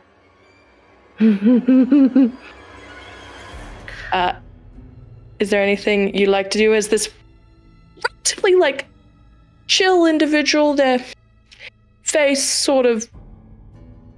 I'm not gonna lie, there's a broken nose involved. They look like they've recently been in a scuffle. In their hands is a box. Reggie! I got something good. There's a sigh from the back. This isn't a pawn shop. You can't just sell me your trash. It's like, Detective and Patricia are the first in, but I think you both respond because it is such a violently jerky movement of those hands that you recognize that they are behind you. Immediately, Cordelia puts bleed into her eyes. Okay. And then she cocks her head to the side, wraps her fingers around the door edge, and peeks out to take a look. I think if either of you turn around, it's like... There's a ruffle on the top of your head from Ms. Hines. I reckon we can jump him. I agree. I bet he falls scared. What is going on? What is going on? What?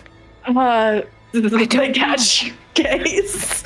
It's Reggie. It's... He'll be out in a moment. He's just finishing up with something. I don't... What's with the creepy chick in the back? What's with the questions? Who are you? A customer, client. That's the word. Yeah. But they're holding the bundle a little bit more like this, and they're slowly packing. She starts coming out, freaking. Crawls over the desk or the counter. Oh, that's fucked. That is fucked. I'm leaving. Goodbye, Reggie. I'll get you And later. She sprints whatever she's seeing with this bleed detection on. All right, cool. How are we saying that your bleed detector works now?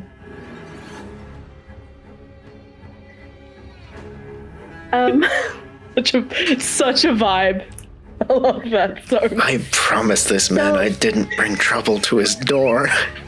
It's too fucking late for It's that. not at his door if it's running out. I think the ink just swells the entirety of her vision. Sweet. And all that is visible. She can't even see people.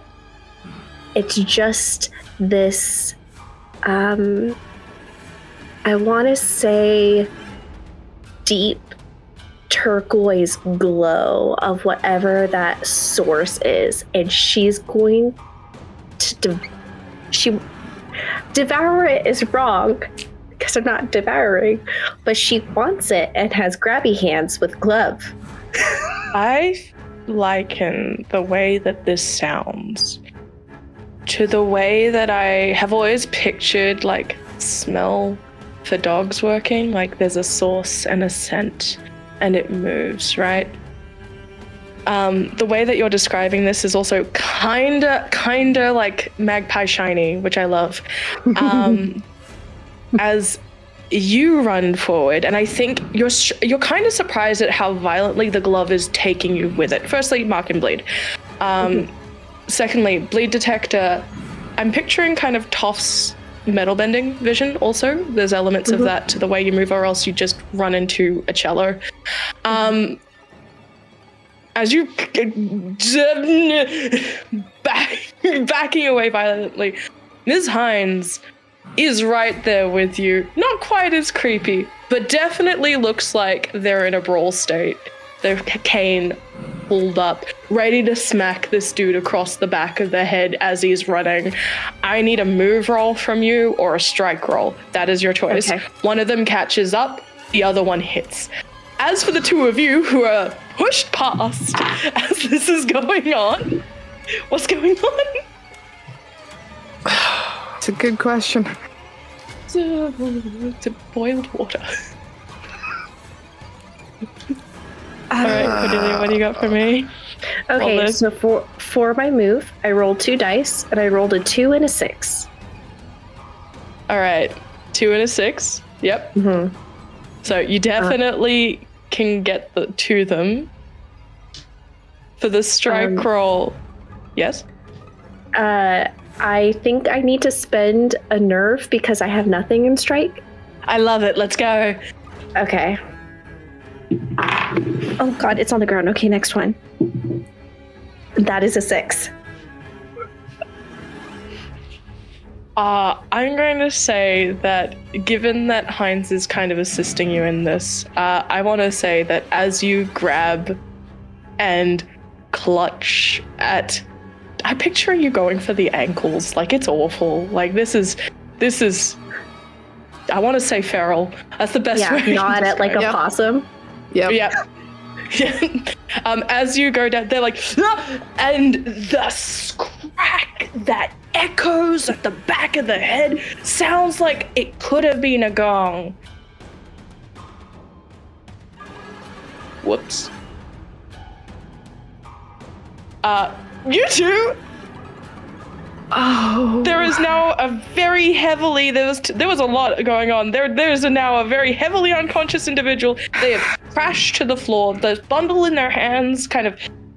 I'm gonna give you guys the benefit, and because there wasn't really any complications there, sort of falls and sort of it hits the door, which is still closed. They were about to pull it open. Can she attempt to drag the unconscious man behind the counter? I think Reginald will have something to say about this. We need to act boiled quickly. Water. I'm so terribly sorry about this, but as she's ripping the lapels and dragging him behind the counter. That's a move roll. Would you consider this a high stakes roll? I would consider this a very high stakes roll. Okay, I can spend a drive in cunning to add to my disadvantage in moves. Sweet, I love that. Okay. Archie, boiled water. They have like a kettle. I'm just as surprised as you are.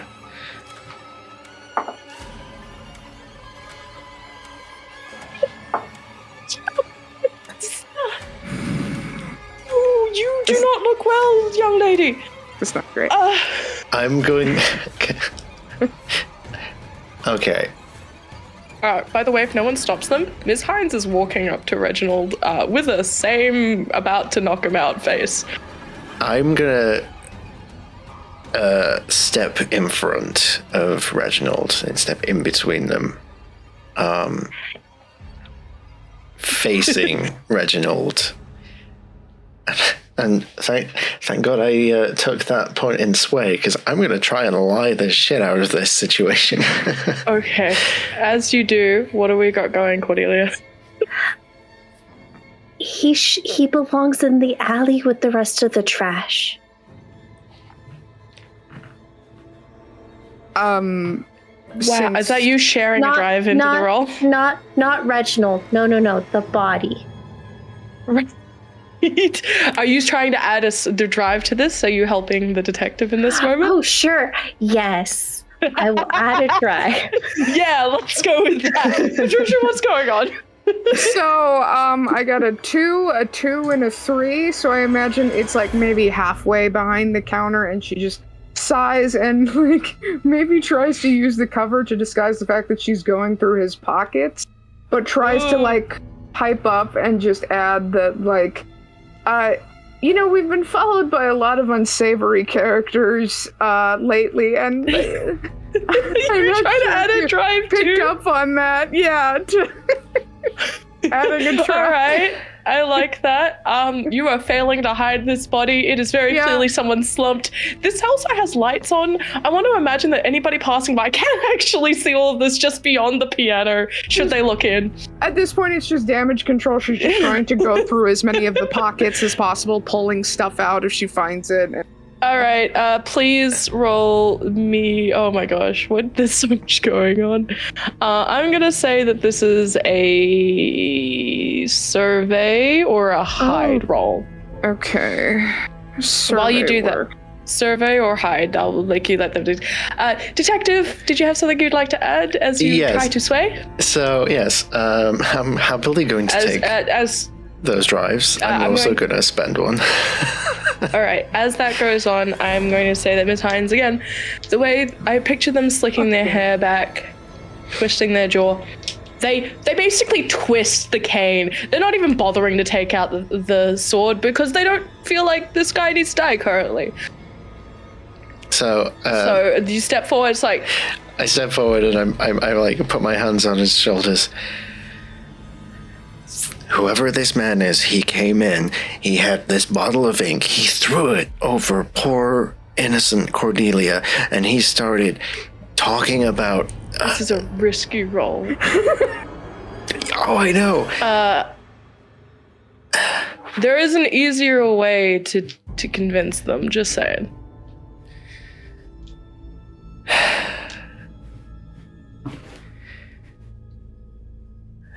What's that sway roll? 6.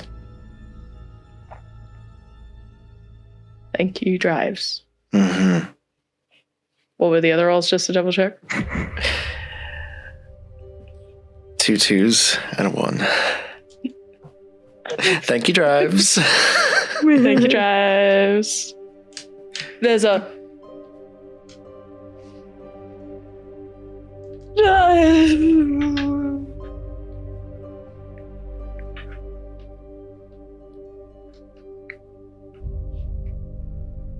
And they just kind of put the kettle down and start walking for the door. I'm going to the swine. I'm going to the smashed. Lock the door when you're out. What are you doing in my shop, Archie? I'm sorry, you're not welcome with guests again. I like you. That's too much. It's like, you're welcome. Totally fine. Nice. Totally fine. And you watch as Ms. Hines kind of glances down as you're fiddling with the pockets. What do we get? Okay, I got a 3 on the gilded die, a 3, and on my drive, a 3. Okay, I think you're distracted because as Ms. Hines goes like, anything good? Sort of like goes over. I feel like I make them way more thuggy. steps forward because no one to smash the head in. Just double checks their work. Goes, yep, cool, accurate. Pressure point hit, and it is quite a neat hit. So the doctor's medical knowledge is coming through. I think you see them pause as you're going over the body and then like leaning over. As you rushed over the counter, the bag in your hands, Cordelia, your collection of arcane tests spilled out, and there's a stop. A really sharp squint.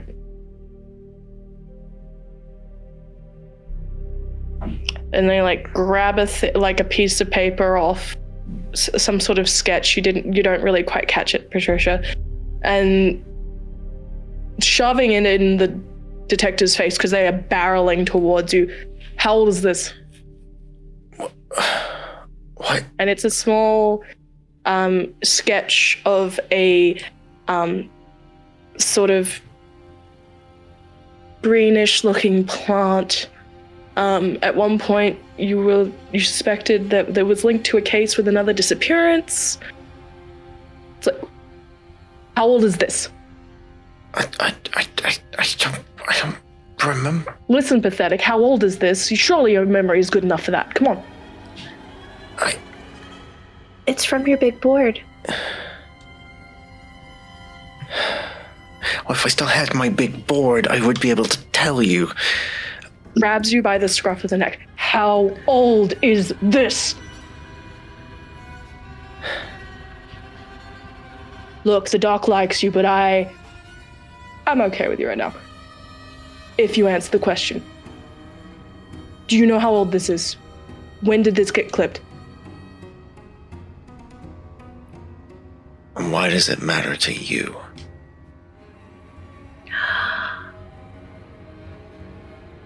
Just answer.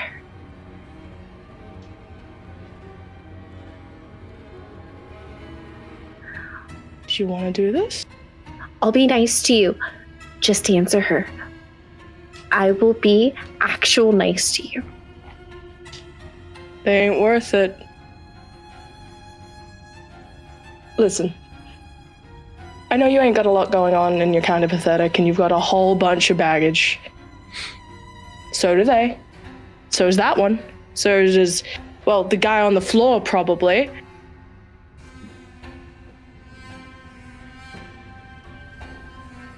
And there is a sharp desperation. They are willing to break your neck over this, and they will not hesitate. Just give me the information, or I'll find someone who can. How old is this clipper?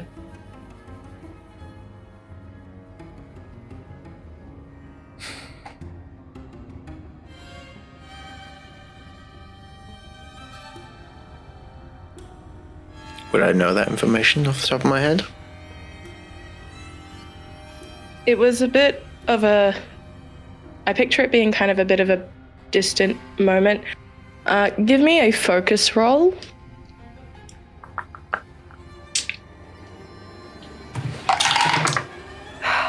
Six again. Fuck. You're doing well. Lucky. Mm. It's about 3 years ago, maybe. And it had something to do with imports at the docks in the steam. Oh, closer to the steam. I forget off the top of my head.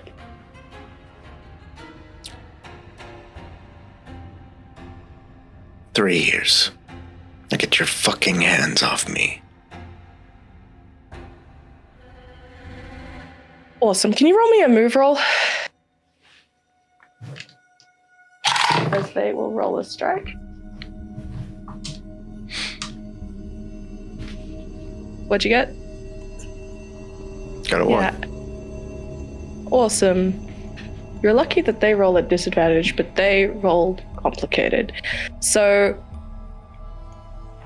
I think you're surprised at the way you're thrown, because you didn't realize how high the doctor had you. You were on your tiptoes. But Ms. Hines, as they throw you against the counter, you take a mark in body. As your head hits. And you better hope she's in charge next time, because I'm breaking that other leg. And storms out. Sorry, Bray.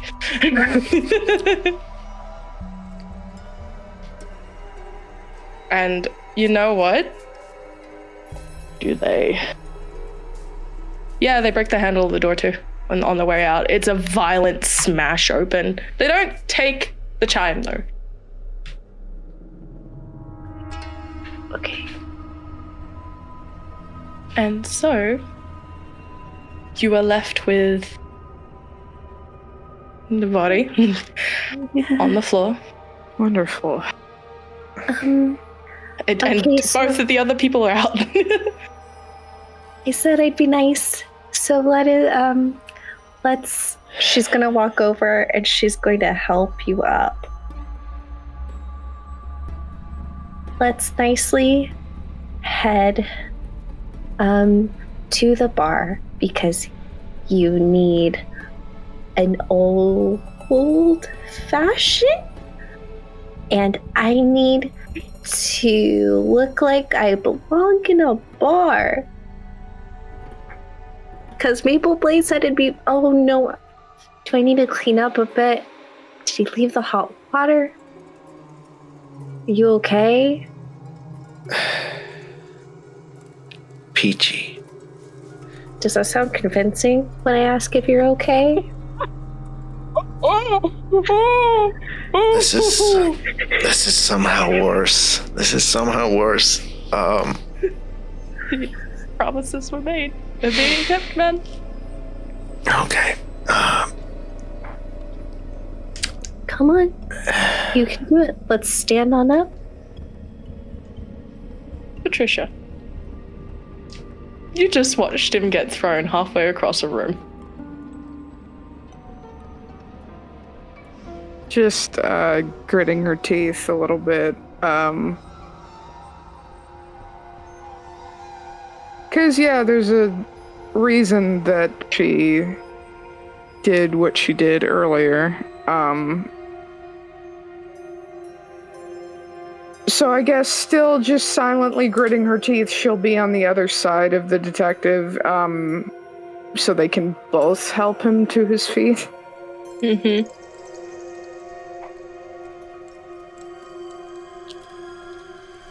That hand, by the way, Cordelia, still drawn that way. Like, you're having to fight the urge to... Because it is... If we're talking bleed... Yeah. It's... If we're talking about that color, that vision, you have never seen a brighter turquoise. Oh, and my red glove can hold the turquoise. It can hold the shiny. Yes. Yeah. TikTok detective. And she's going to start going towards the shiny. Yep. I'll pick it up. And I'll hold. Are you holding it in that bundle? Because that dulls it a little bit. Okay. In the bundle with the glove. Okay. If your eyes still have the bleed coated over them, I'm going to say that the turquoise is quite strong at the seams of the box especially. Mm-hmm. There is something awful about this thing. Unlike the lyre in the back, which radiated a sort of softness, this feels loud. Mm-hmm. And it's in your hands. Detective Patricia.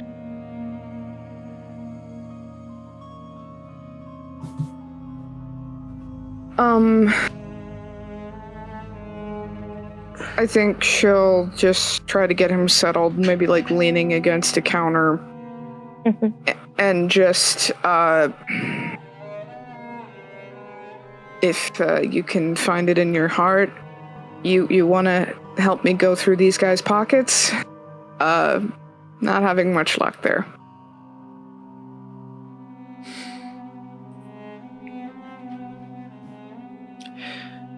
Yeah, sure. What's the detective feeling at this moment? Because I will say, the doctor and Ms. Hines don't normally look that violently at you.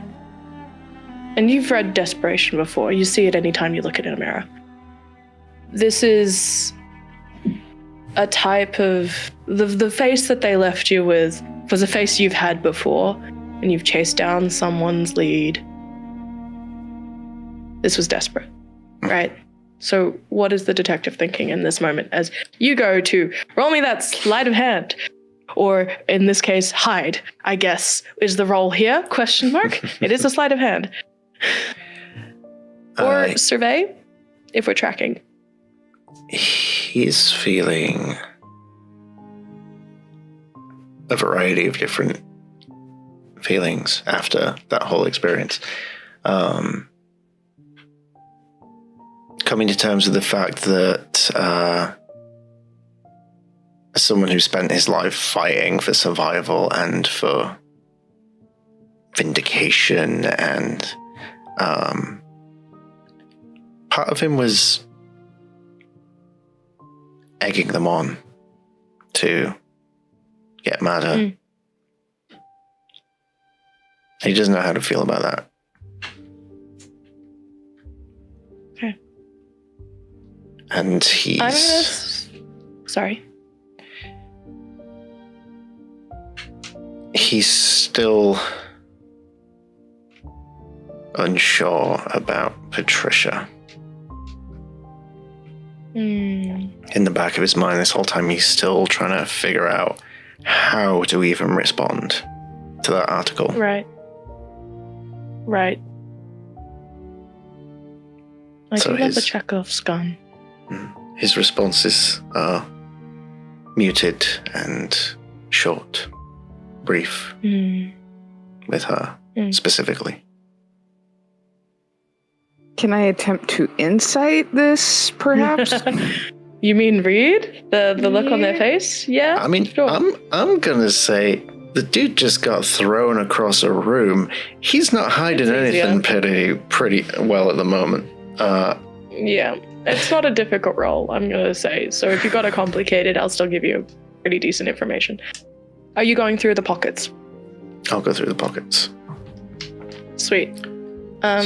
Cordelia, as you have this bundle in your hands, I'm going to also say that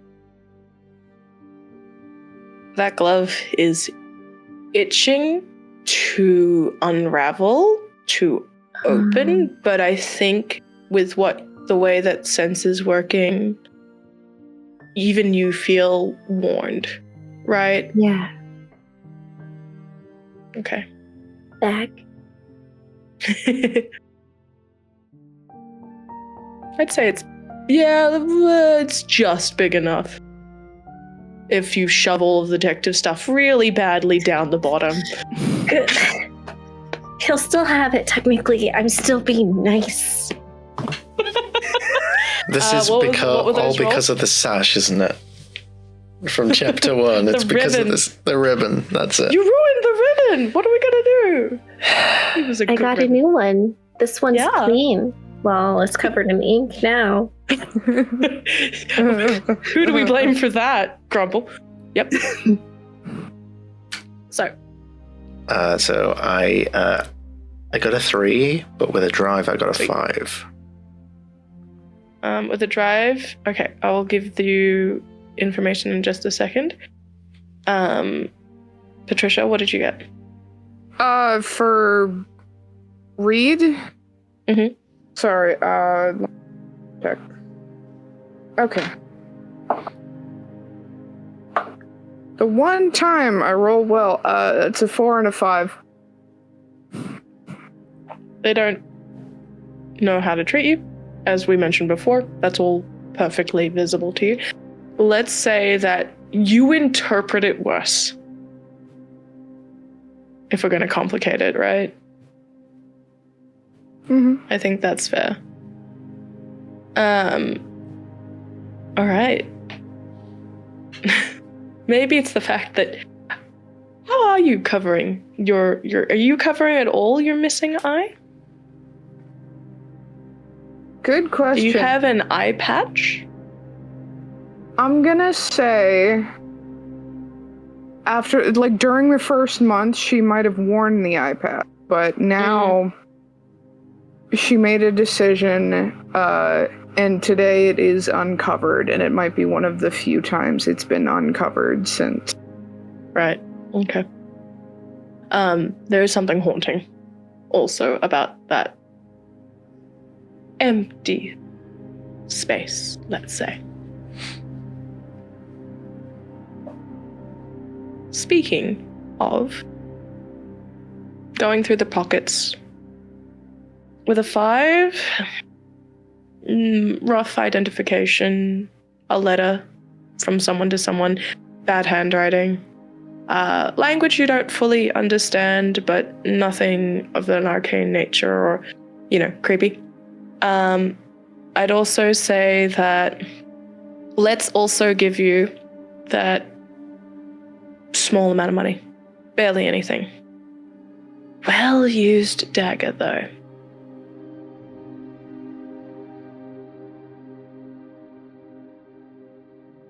I'll take the money and I'll put it on the counter as a...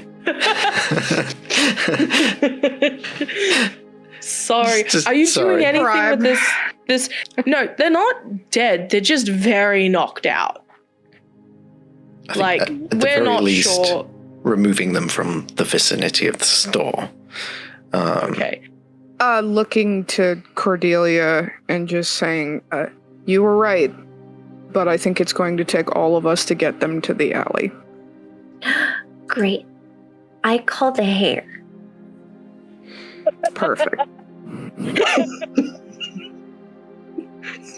So, in the lines of you guys not looking like suspicious criminals, can I have a hide? This area isn't exactly... Yeah. God, my Reginald. My brain thought for this area was people deserted the streets except for this one shop, and they closed the doors. They had close busy area. This isn't busy, but it is gossipy. Oh, okay. Then instead of grabbing him by the hair, I'm still gonna do the hide. I want a weekend at Bernie's. Yes. Oh, as always. Talk about like he's drunk. Yeah. Yeah. Which is not untoward. So I think I need a hide from somebody who needs to roll a sway roll for me, and somebody needs to roll a hide. Oh, I'll do sway. I'll do hide. Okay. I rolled a 3 and a 5. Okay. Like that. Complicated. Mm-hmm. Which changes the level of risk for the sway roll. Okay, on the drive I got a 1, but on the other 2 I got a 3 and a 5. Sweet. You guys are leaking drives like water. I hope you do well later. Sorry, I meant to say gilded. On the gilded die I got a 1. Okay. I should... Scarlet! Hi? My bleed Mm. when I'm touching people. I know. Okay. We're working with it. Don't worry. Mm-hmm, mm-hmm. How are you touching them though? That's the thing. Are you like grabbing them by the hair? Are you holding their hair? Oh. How are we pulling him out? I'm a wee little lass.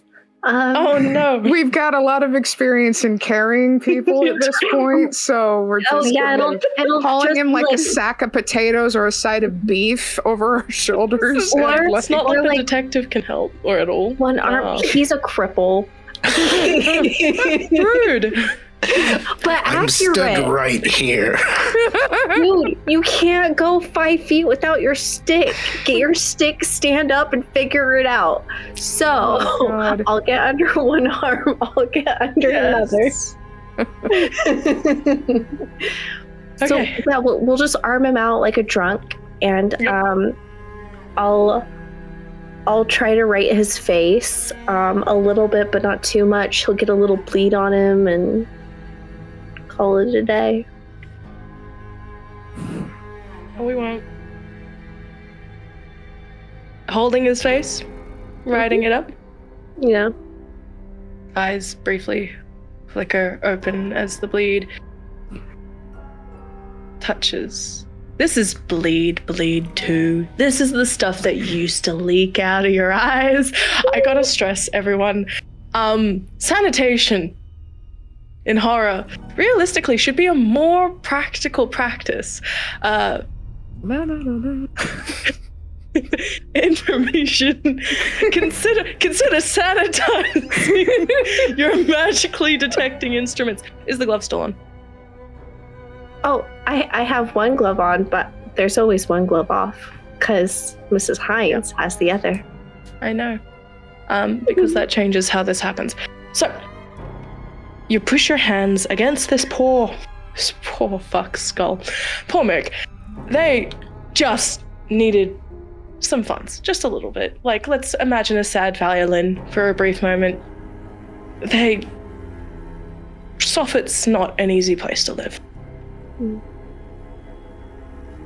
But as you put your hands over their face and you neaten them up, you feel this pair of ruby gloves. I gotta ask a question. Have you ever cleaned this glove?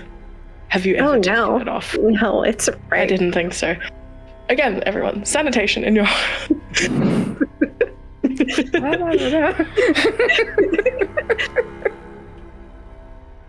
This glove right in his seen hair. some horrible things. And with the bleed on the other, and the bleed that you've been wiping onto it, it gets sharpened and confused. And as you look at this individual,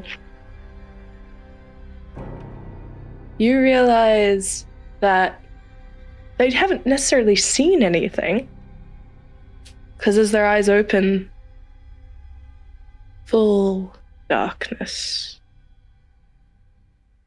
Like watching two pools of your own ink staring back at you.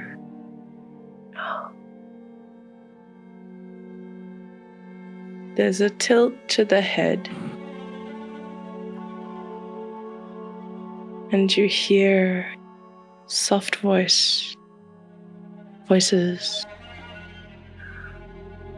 Briefly. Roll me a sense roll.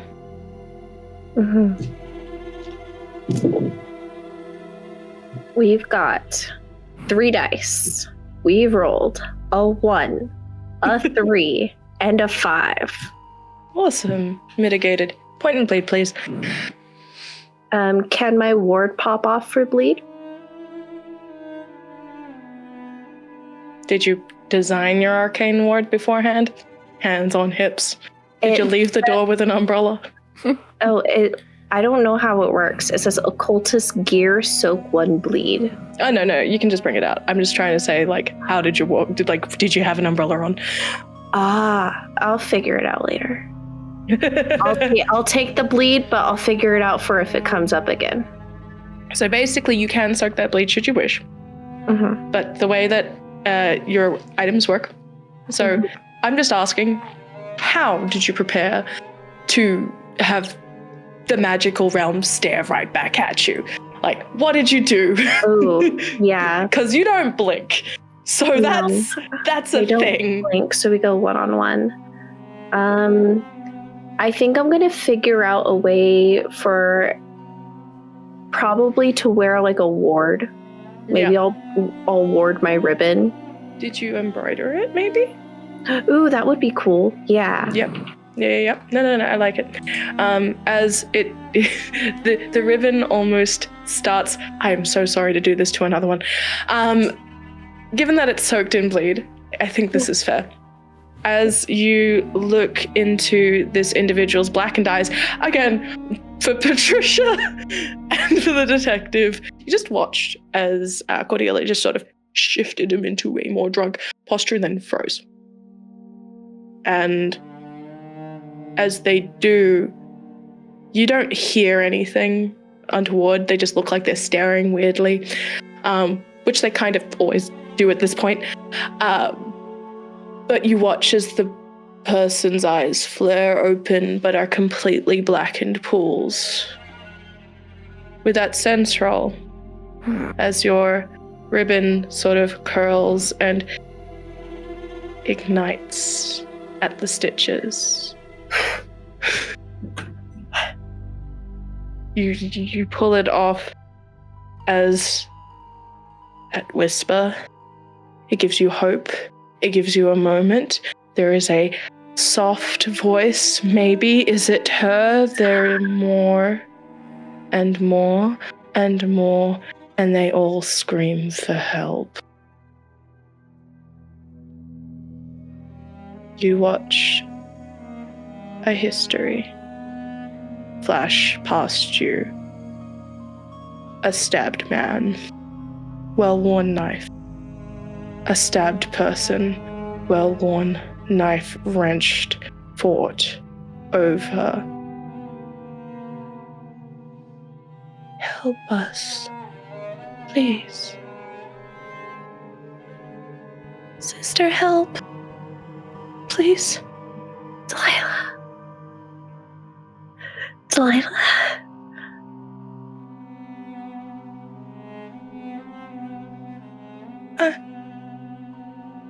Is the no help? She's in trouble. She's in trouble. You smell fire at the edges of your senses before the man slumps, bleed trickling from his eye down.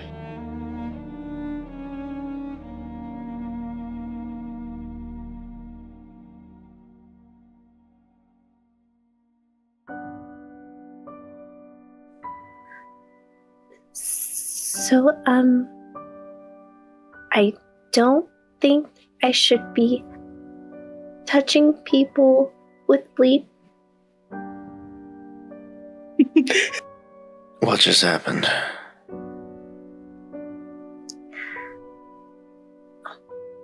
A lot of screaming. And I heard Delilah for a moment. A lot of screaming for help and that she's in trouble. Who's in trouble? I could infer it's Delilah or just someone else. We may need to go to the bar, remember what Mapleblade said, and perhaps it will lead us to...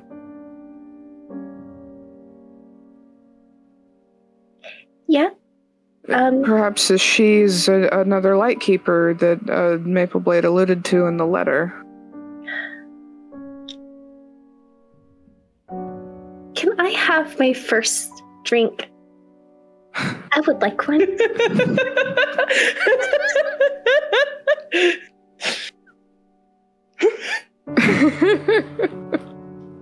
You know, I can't argue with that. I need one. Before we do head out, wherever it is we end up going, I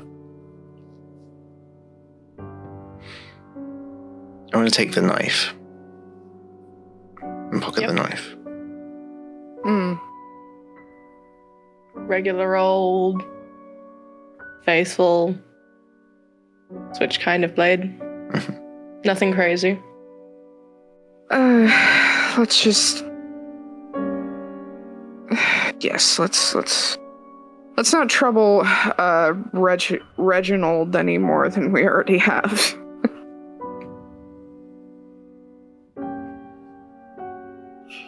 Yep, a bar. Let's go belong there. Okay.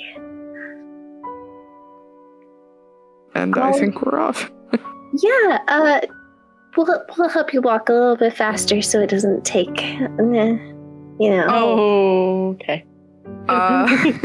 Yeah, so I imagine, like, kind of like the Weekend at Bernie's posturing we were just doing, but, like, if Philomena's on... I'm doing it now. Patricia is on one side of the detective. She might just, as they're helping him down the street, just lean into his ear and just goes, "For what it's worth, I apologize."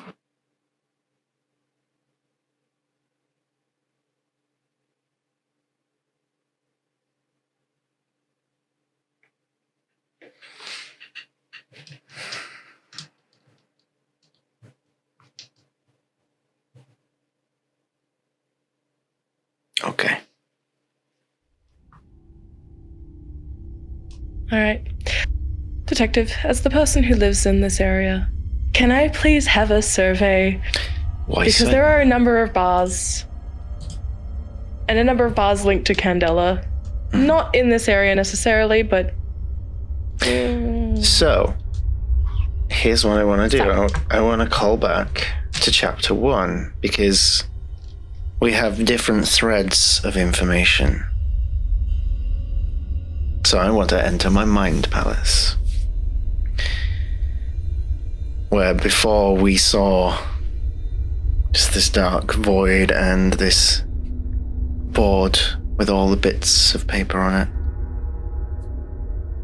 I think we see the same again, but the board is almost empty. He didn't memorize everything, so he doesn't have all the pieces. He only has the important stuff and the recent stuff. And his intention is to think about everything that was in the letter. Every word, every syllable, and try and correlate that with the bars that he knows in South Suffolk. To try and at least narrow down this, what I assume is a big list of potential locations. Look, South Suffolk has a very rich clientele that likes to forget. So yes. I think as you're thinking through and you're going through that list again, that board, your hand hesitates briefly over one of those pins. That pin at the museum.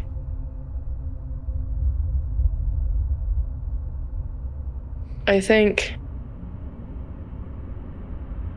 as you do, it shifts you to a brief image of a man. Just a brief thought. Probably nothing much. That list of stuff before and after the incident. And how that name was gone.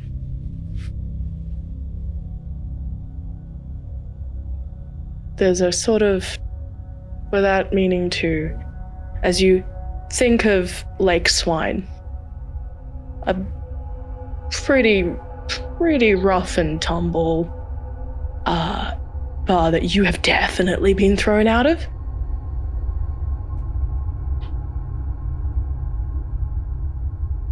Lake Swine is, of the locations, the closest syllable, at least, to what you think the letter said.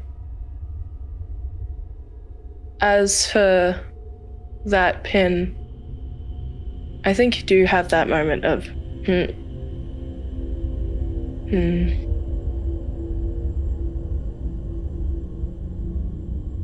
like a mirror on a very still lake, reflecting things you don't want to see because they're too real and too close to home.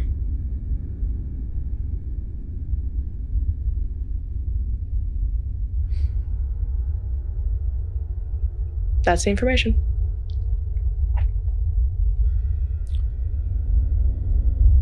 I think you'll hold on to that.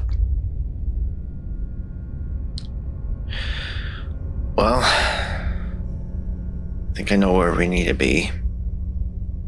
Just a heads up, I have been thrown out of this place before, so, it's already happened once today. Maybe it'll happen again.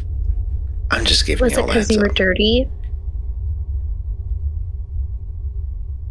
Not particularly, no. All right. Desperate times. Desperate times call for desperate measures. In the case of our measures... one day, detective. One day.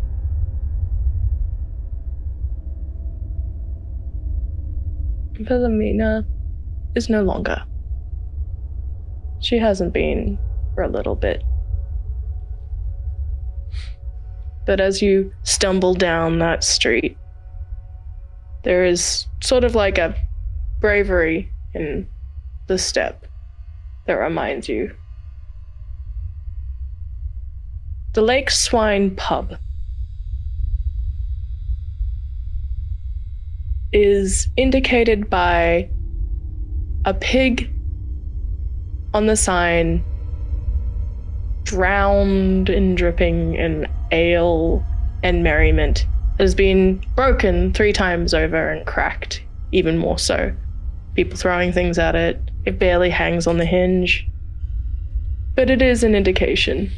You enter it, and I hate to say it, maybe, just maybe, the detective's office was cleaner than this. No.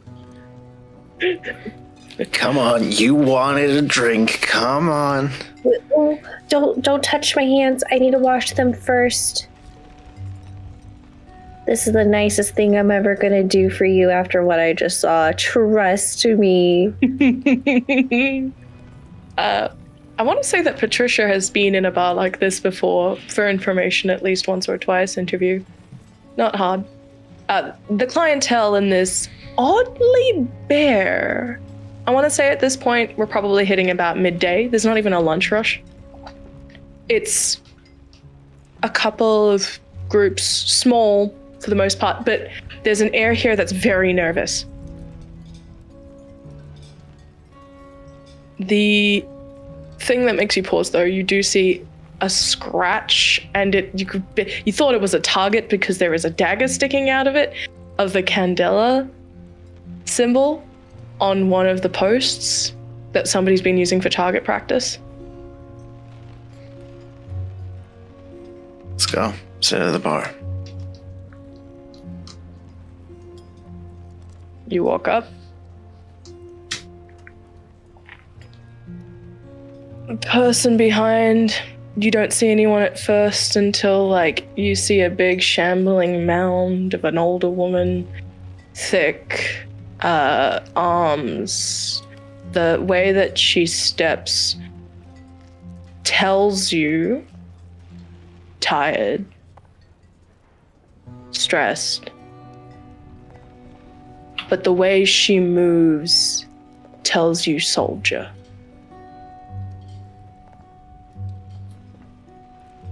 There's a big scar running up one of the arms.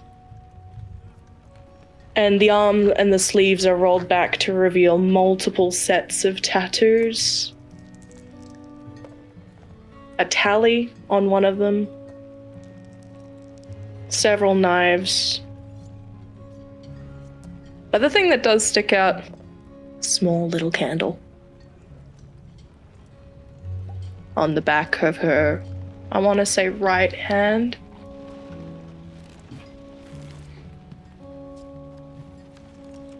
I believe I'm usually decent at remembering faces. Didn't I throw you out once?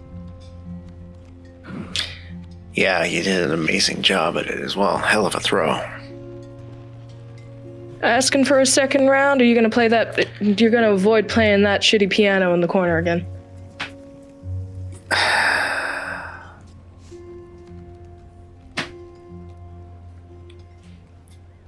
retired, so you're good. All right. You're too pretty to be his date.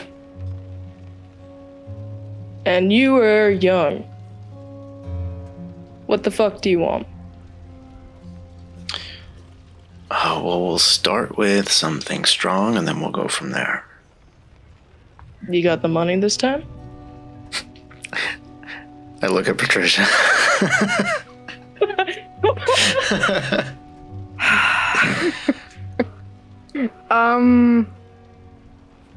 Yeah, I imagine if she has it, she'll just, it's been a long night, she's not really, like, gonna protest, she'll fork She's over. just like, just hand shaking, like, as she makes it rain. Patricia? Wow, I think that's the first time we've said your name today. Can we, like, do a letter thing where you, like, slide it across to... What's your name? Hi. Me? Uh-huh. What's your name? You really shouldn't be in this bar, kid. I don't have a choice. And she like, puts up her hands and they're covered in fucking ink. Okay, you haven't blinked, right? No, I can't. You look scared. With two adults in the room saying that you don't want Not to be helping there. the situation at all, but she's going to, like, attempt to draw a candle. And, like, I think two things happen at once. First things first, you get thrown a wet rag for the hands. From their shoulder. You have no idea what this has been swept with, but it smells flammable. The second thing is, hey, Detective Petrichor, I'm sorry that you are the bullied individual, but you are also the one that they know the most. Can I have a move roll from you? I was hoping you said that. You guys gotta stop hoping for the best. Okay. Well, here's where the fun happens, because I'm rolling at disadvantage, and I got snake eyes. Awesome. Oh gosh, can I give you to take another mark in body, please? That will put me out of the scene.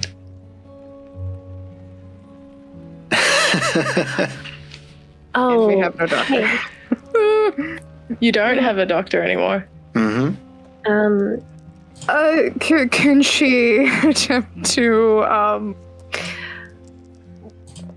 there's something she can maybe... It's either that or brain, actually. I'll allow that if you'd prefer. Because what comes down is the bottle very harsh, almost shattering it by your hands. Do you jump? So, like, I would allow the stress because it was going to come down straight on your hands. Because you need to be at least a little awake. She can't have you knocked out that fast. I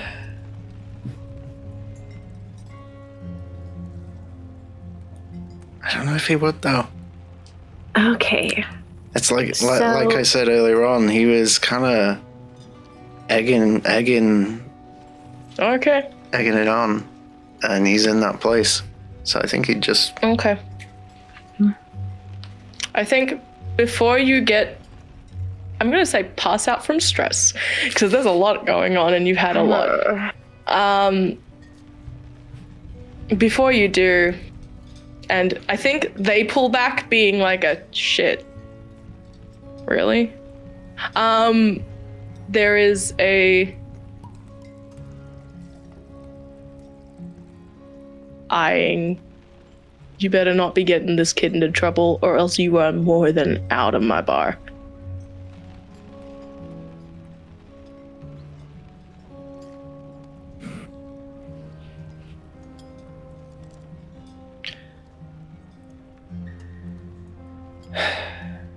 Do you do anything? That's why I'm asking. Did she say that out loud?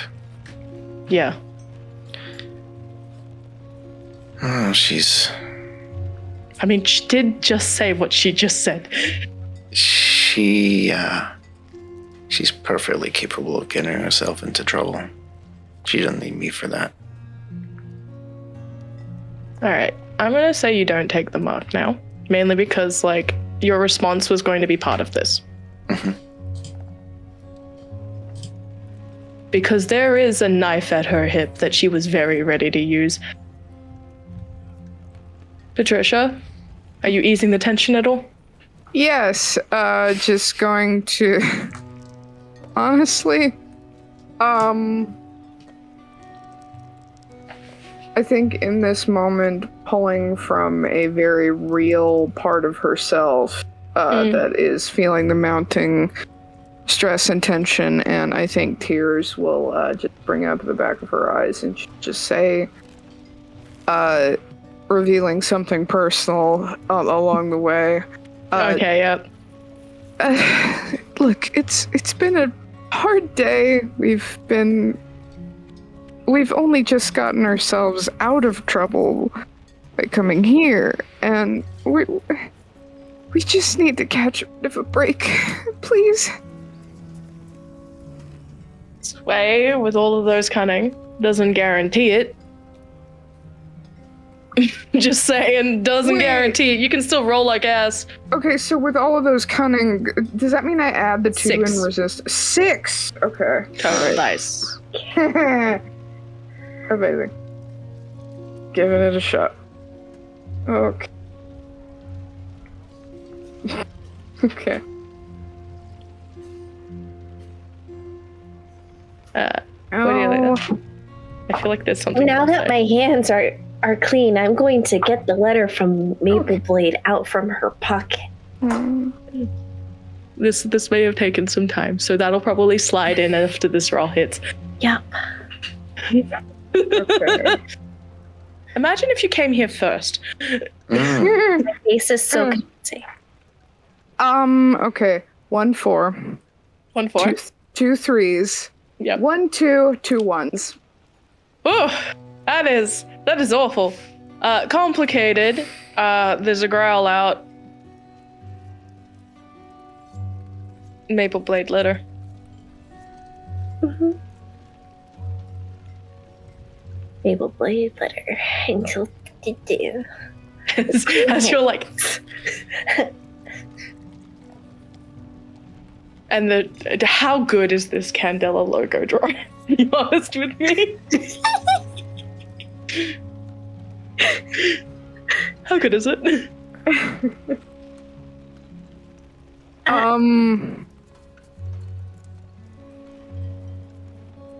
The you tried sticker. The you tried. Awesome. I think they slide in the same time. The little like wax seal of the Candela logo, plus the little wax, like the attempted drawing, is like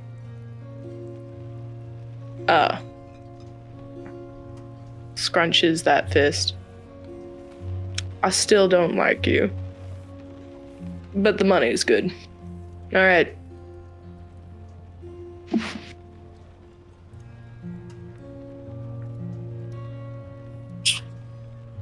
Looks over to the other people in the room who have been watching this. Any next person to make eye contact with me owes double on their tab. And everyone turns. Alright. You too, kid? Oh, yeah. Not the double part. I don't think I'm old enough to drink. If you're with Candela, you were old enough to drink. Slams the bottle down in front of you. Just the visible sigh of relief.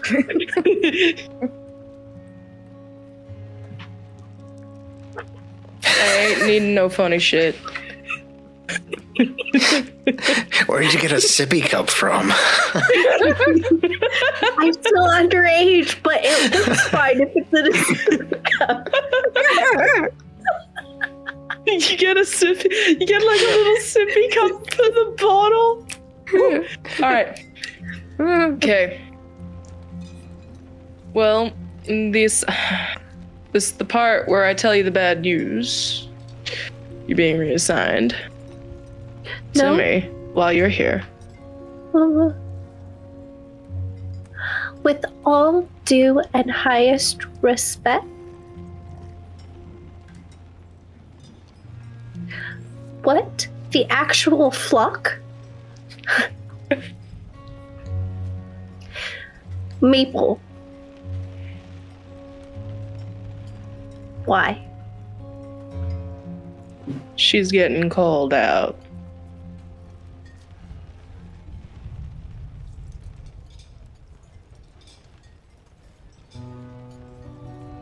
I don't know why she agreed. She normally stays put in that bloody weird tower she got going on.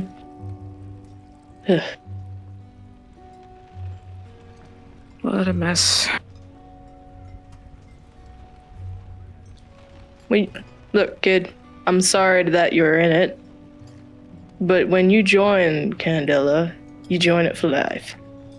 Or you leave it dead. That's just how it works. Or you studied.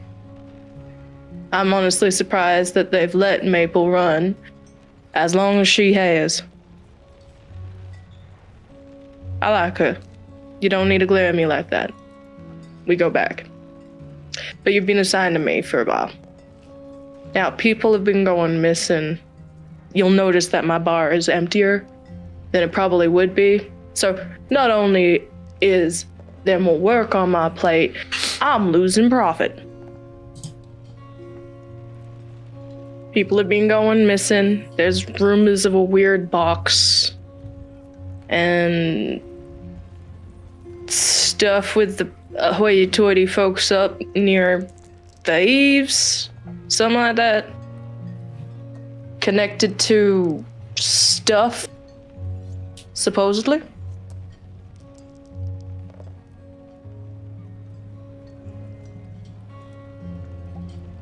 What your assignment is to investigate about the box, find any information, bring it here. And this was probably, and watch your hands. You ain't gonna touch this with them bare, okay?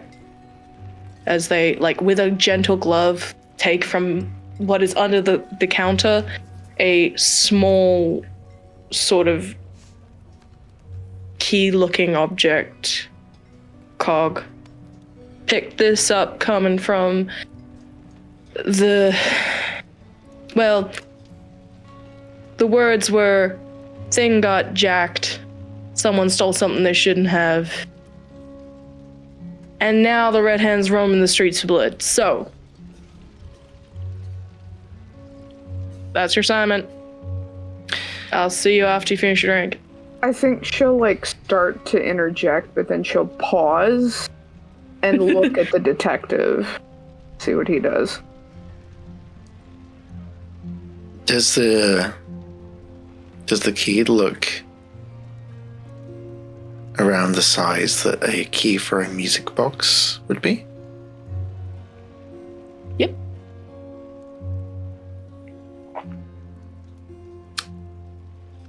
But don't look at me like you got a place to be or anything.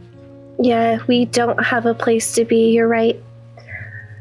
And she holds up the bottle to cover her mouth, and she, full on mouth and ear to the detective.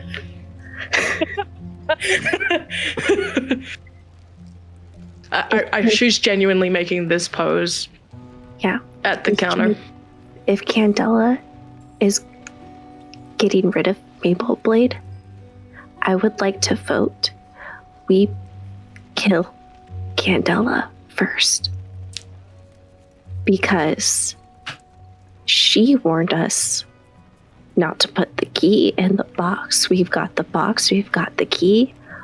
Well, no, don't twist the key. So could we put the key in? Anyway. single eyebrow raise if you're not doing this subtly. And I'll roll for it after I finish pouring out my whole heart. And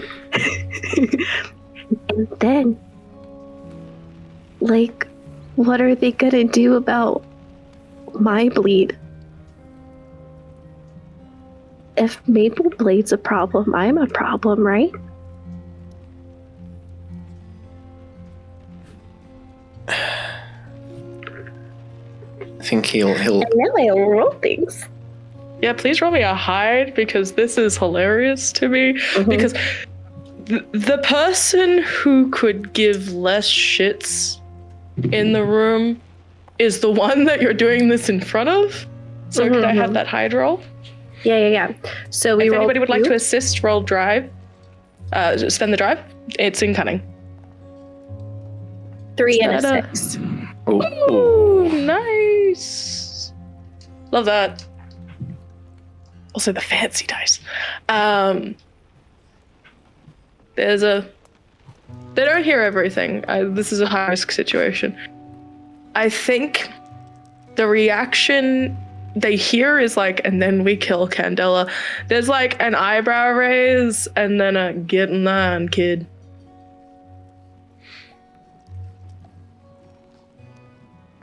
Fair. Okay, let's go. And as we turn, I'm gonna place a hand on Cordelia's back, and I'm gonna lean in. And I'm just gonna, in a similar fashion, just say, "You are a problem, Cordelia, but you're our problem. Nothing gonna change that." Hey, hold up before you leave.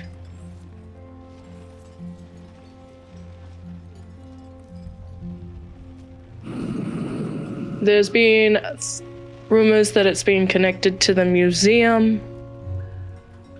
If you're gonna do anything, maybe that direction will point you the right way.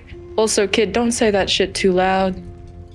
You're lucky you got the one Lightkeeper in the area that doesn't give two shits. And I'm doing this as a favor anyway. Okay. Question. If you are in charge of us now, are you aware of the certain heat that is surrounding the museum and silently gestures to the three of them?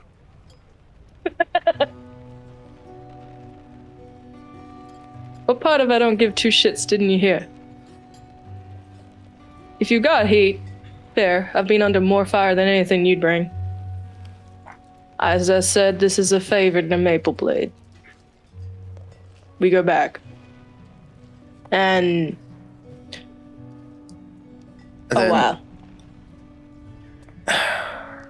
One last question based on that. You go back. You go way back. Be honest with me. You think she's alright? In a she won't stab you in the back sense, or in a she's okay right now? Is she Which okay? one?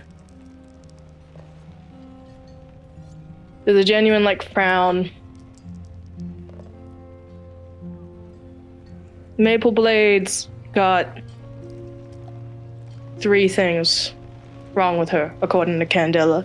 But the reason she's allowed to be is because she knows too much. And because she knows too much, she's useful. If she's being, quote-unquote, brought out,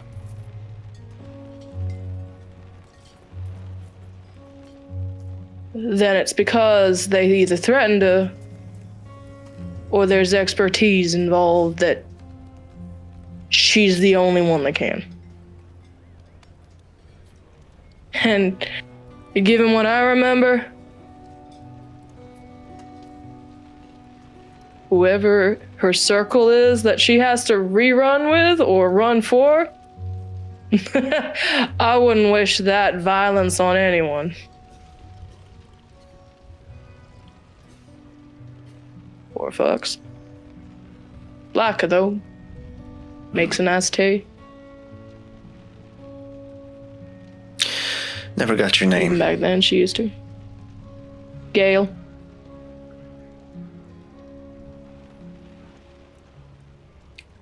Good to meet you again, Gale. Hopefully not for the last time. Good luck finding that box. With a single raised eyebrow. And should you see her, get her out of the moonlight.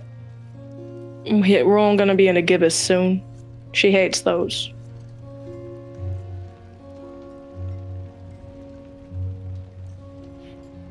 Now get the fuck out of my bar. And as you guys leave, there is that knife that flies from her hip, and you realize very quickly she's been the one throwing them at the Candela logo. Hmm.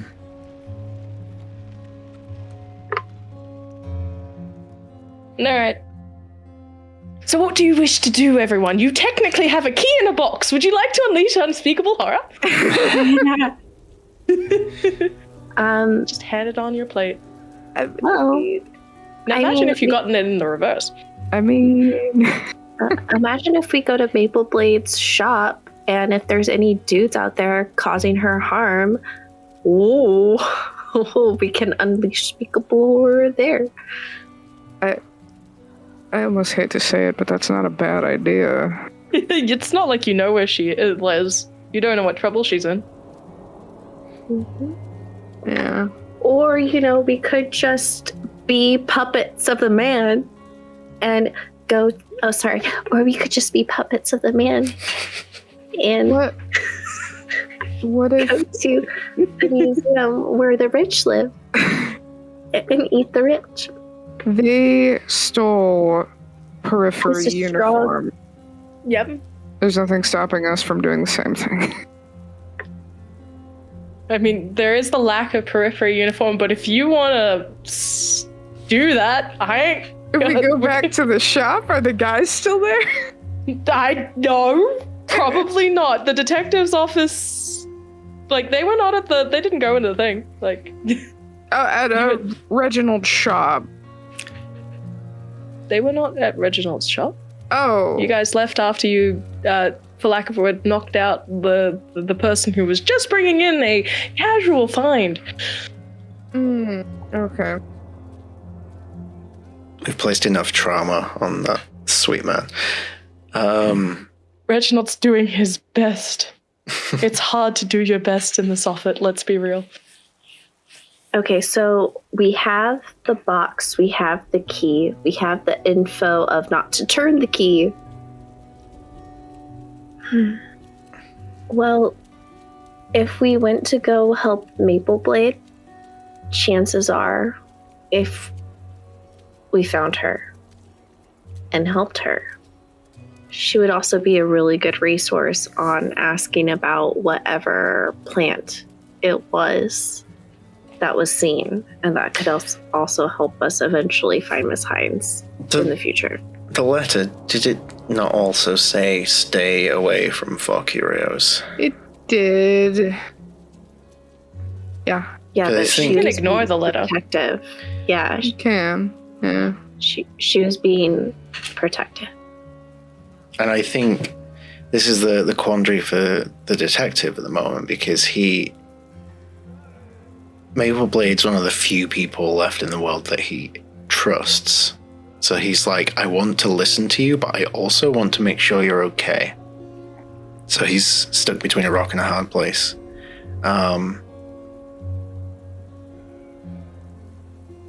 It's not really that hard. Mapleblade is Cordelia's mentor. That's who she looks up to. That's fair. That's who she considers family.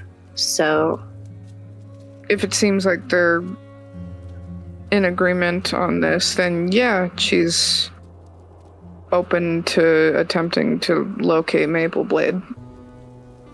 So to feel curious? But there is an out for you if you want it. you could stay in real good with Candela, and all you gotta do is give them their pretty box and key.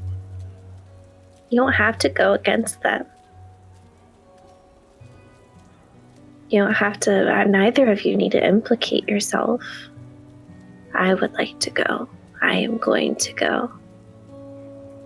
Because it sounds like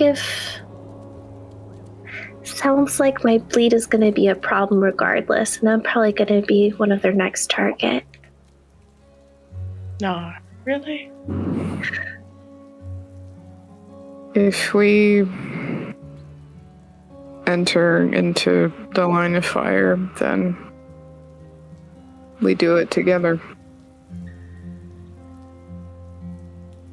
Come after one of us, coming after all of us.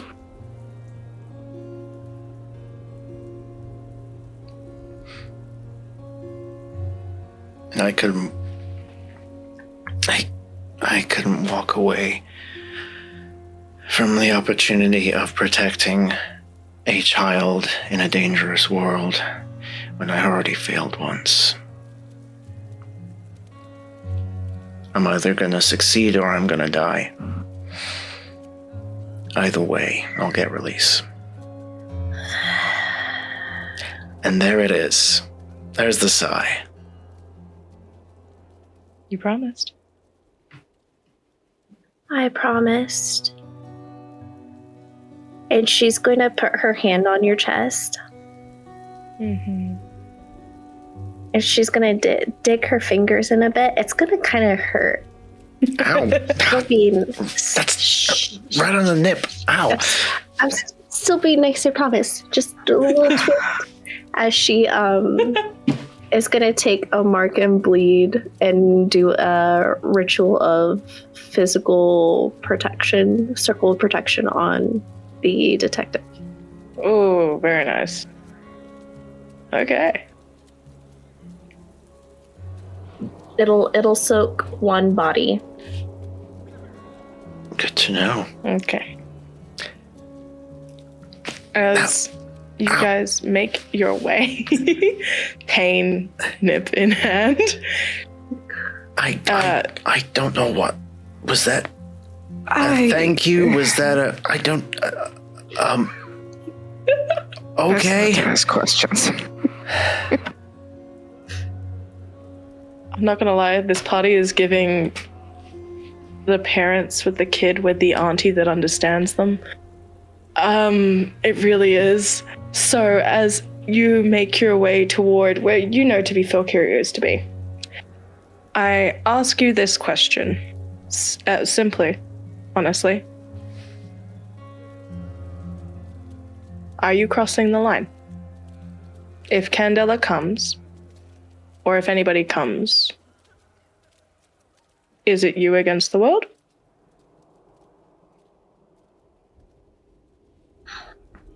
I think it's more like it's us against the world. And with the power of friendship, we... If Mapleblade is there.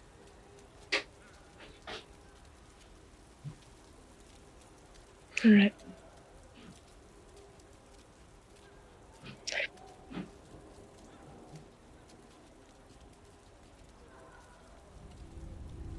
No one mourns vermin.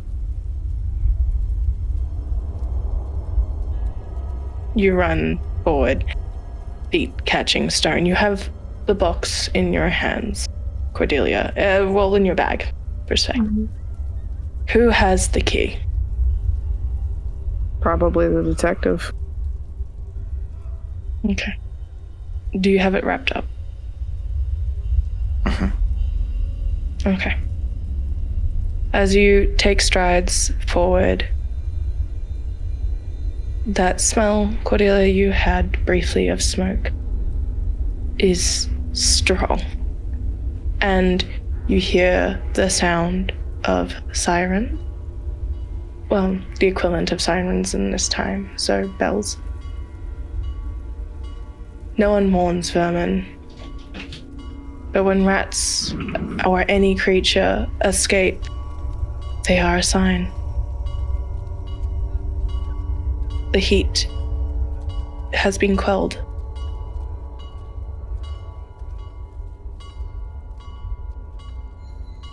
But for curios, as you turn that familiar corner, that soft smell of tea, no one notices the shit in the dirt, except to avoid it. And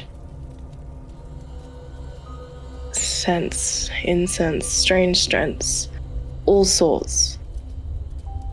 You turn to see people holding each other.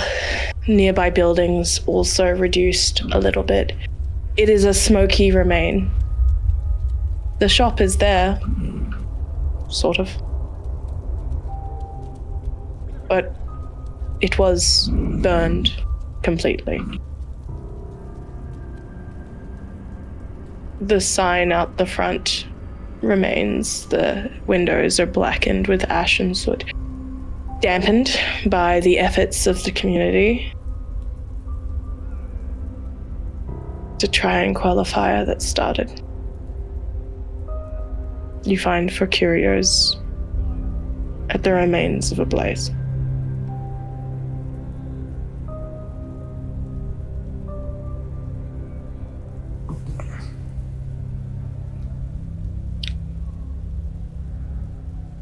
There is a couple holding themselves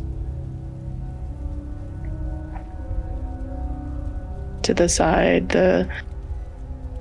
even the periphery in this area and the fire department do actually still need to.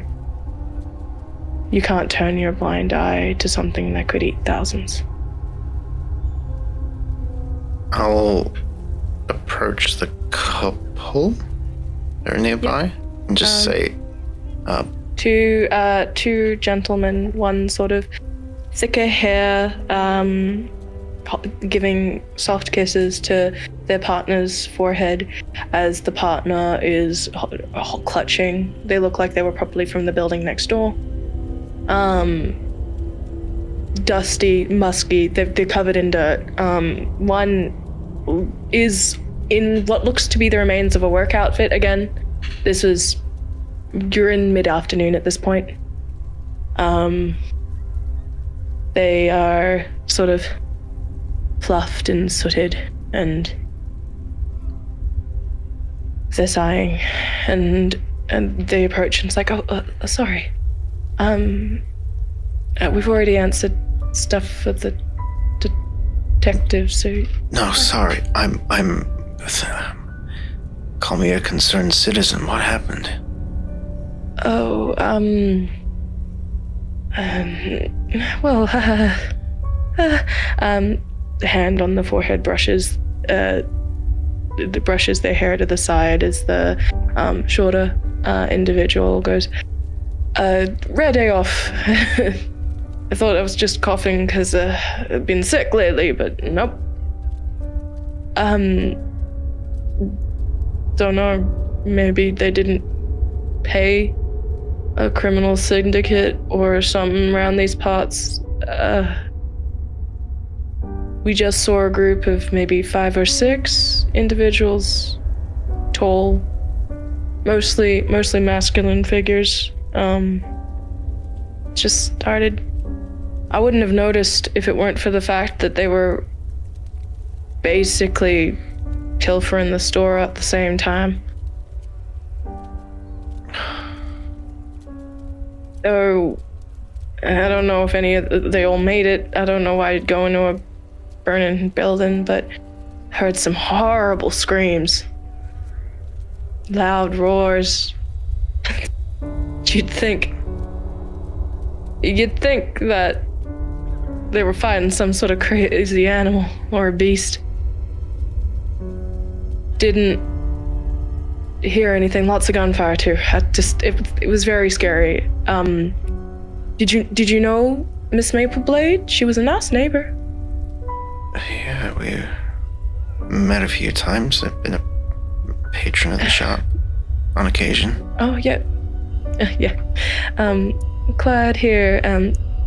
She was very kind, always.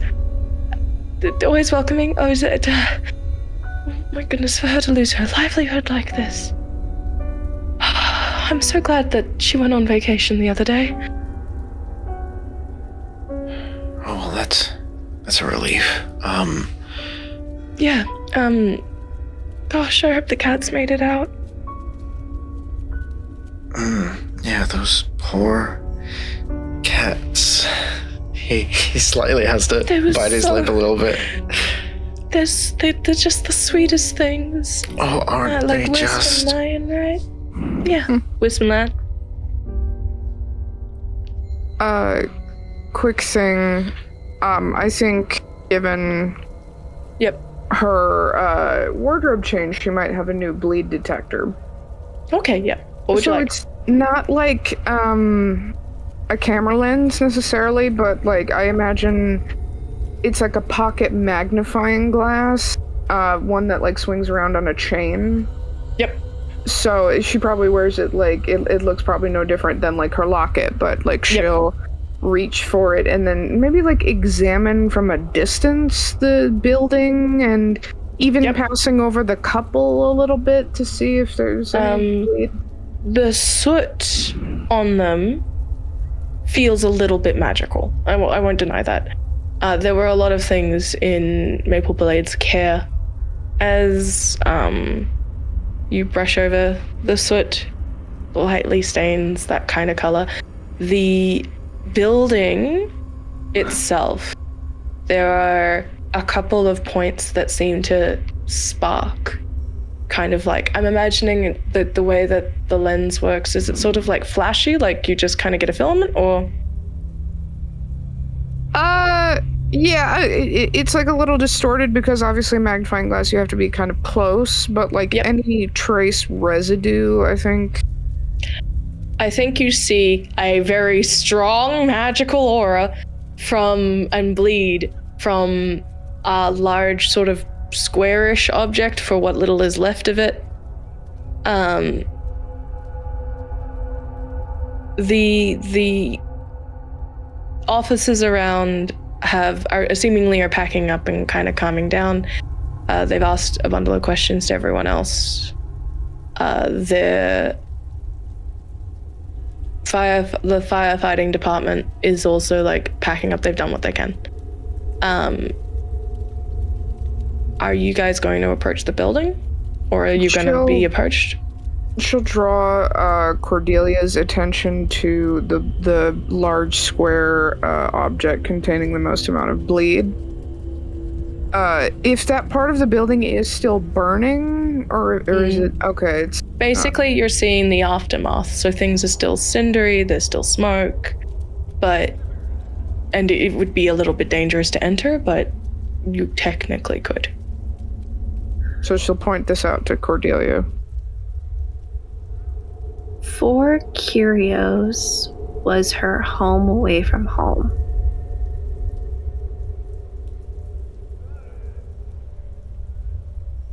She waits until like no one's within earshot to address the detective. You were born to leave. Your place was burnt and shot. And thrashed. Same with here. We can go for the box. Or we could retreat into the arms of Candela and hope that Maple reaches out and is alive.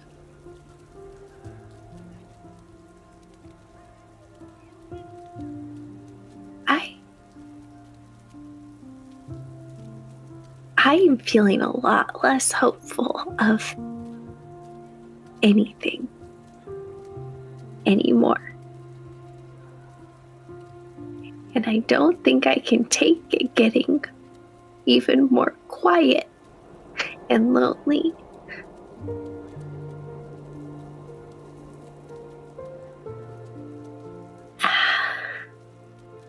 How can someone's existence just be burnt everything that they've worked for, how can it just be burnt to the ground?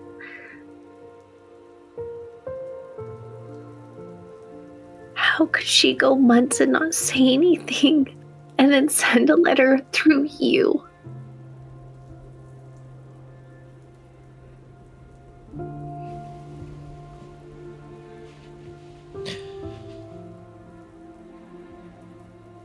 As you get older, you will learn a lot about this fucked up world that we inhabit.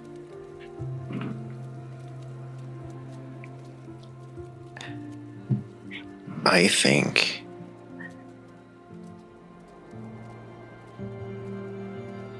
there are few, if any, people in the world that care about you more than Mapleblade. And people will go to unimaginable, extraordinary lengths to protect people they love, even doing things that they are not normally accustomed to do. Leaving you out for that time probably hurt her just as much as it hurt you.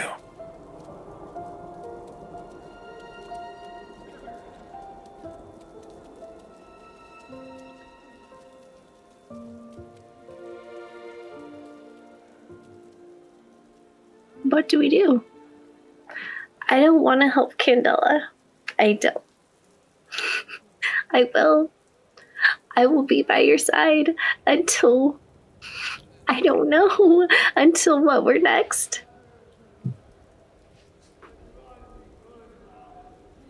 Is it all just a matter of time? I don't. What's the point?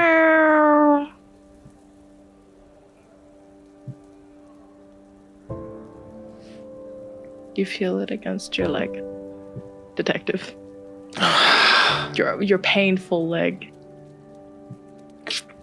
You did that deliberately, didn't you, you little shit?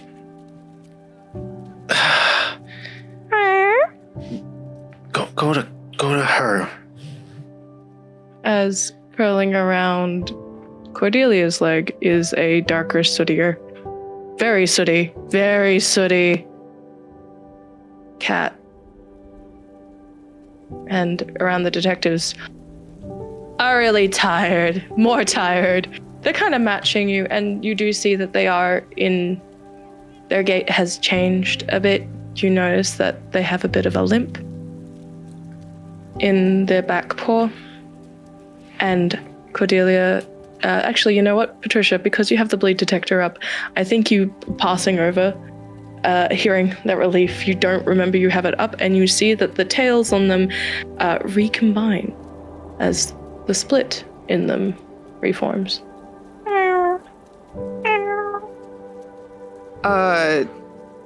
Just going to... I think, kind of changing gears here, she'll, like, take the detective's arm and just, like, move the magnifying glass to where he can see it and point it at the tails. Fluffy, perfect, normal tails. I don't know what you're talking about. Yes, I can see the cats, Patricia. They are radiating bleed, something fierce, though.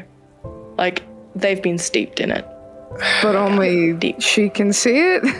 No, all of you can see through this, as far as I'm concerned. But I will say that brief tail split, they recombined as they were approaching. And I think then if he looks through, he's confused at first, then he notices the bleed, he's just like, I fucking knew it.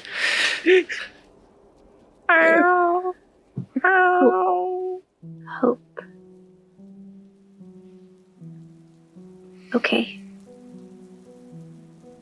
They, Wisp takes Cordelia specifically, like, tries to drag them into essentially the fire. Yeah. I'll go into the fire willingly, happily.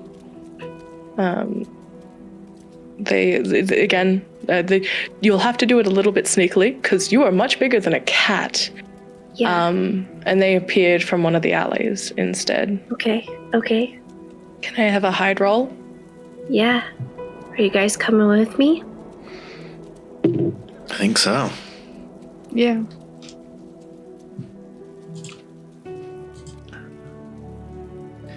Gonna spend the drive. Okay. 5. 5? Mm-hmm. We've got a 4 and a 5. A 6. All right. So basically, you needed a certain number of successes. With a 6, you definitely pass. I do think that there's a brief moment as somebody looks over, but they don't respond. I think they're too tired. If somebody's going into a burning building, they can stop you, just don't start the fire again kind of vibe. Mm-hmm. Going in. If that bleed detector is up, it's an awful emotional sight for you, Cordelia. The front room completely torched. Back room as well has gone up. There was a lot of effort put in, and it's hot in here. And it's stressful. So I'm going to say that Cordelia takes a mark in brain from the stress, because this would be very emotional for her. Yeah. I'm going to say that there is ambient bleed as well. So I want to know if you're making any precautions as you're going in, or if you're just stepping straight in.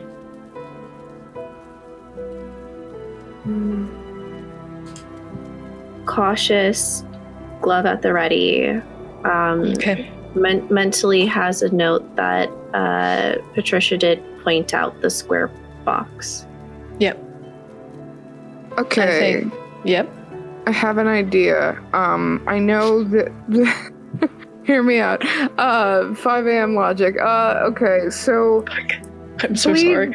Container vial. I know that's meant to keep it trapped in, but can I argue that maybe a face mask could potentially be a reverse vial? I feel like you wouldn't technically have that.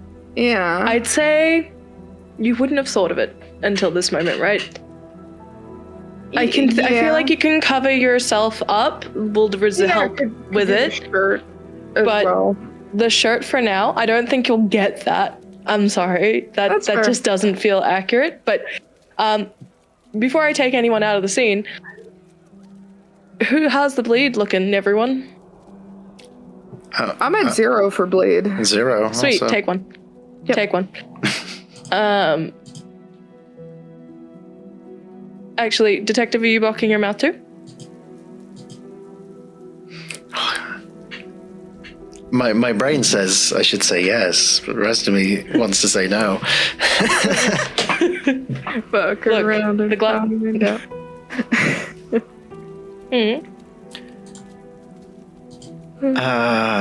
I'll say begrudgingly yes. Okay, so you take one. Cordelia? Yep. Yeah. As you approach in, do I knock you out of the scene when this happens? You do. Because I will hit 3 out of 3 bleed. So I took a brain and a bleed. Okay. I'm going to say that you don't hit it just for story thematic reasons. You guys, and scurrying, pushing through, you've got your bleed detector up. Your eyes are that sort of blackened, inky color, I think. As you touch the remains of that clock. That one that she always talked about with its 13 hands.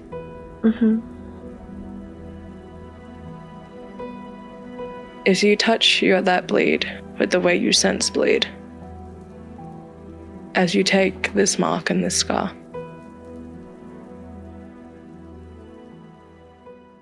compounded time, broken lines. this was a clock that Mapleblade could read, but you had experience with. And as Cordelia passes out in the ashes of her second home, her eyes do not shut, but glaze over with blackened, inky depth and swirl. You hear those voices, "Help me! Help! Help!" And you hear Mapleblade. The voice is younger and distant, more distant than these. "I'm coming. I've got you. Please, hold on."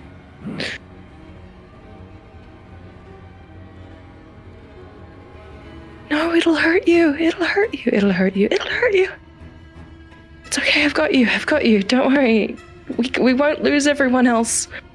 I'll hold the whole village if I have to."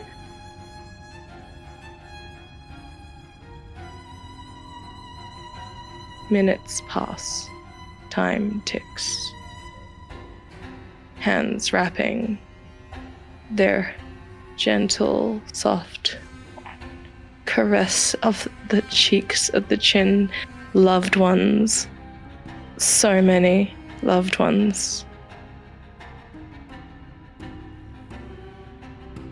It's a gibbous moon. You watch as it grows and it wanes. You watch as she stands. A group of people, blurred faces, shadows, memories, clutching at her sides. "Use us. It's okay. No, please don't make me." A gibbous moon. The shadows stretch long against that light, against that lighthouse, against that candlelight. And as Cordelia receives this scar, you stand across from a much younger woman, and in your hands, pulling crow's feet. And though this is not where we originally thought it would end, I think this is appropriate. As Cordelia, you fall into a pool and dream of ink and black.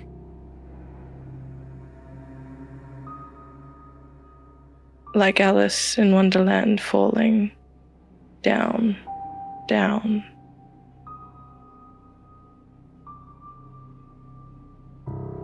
Through a veil you shouldn't.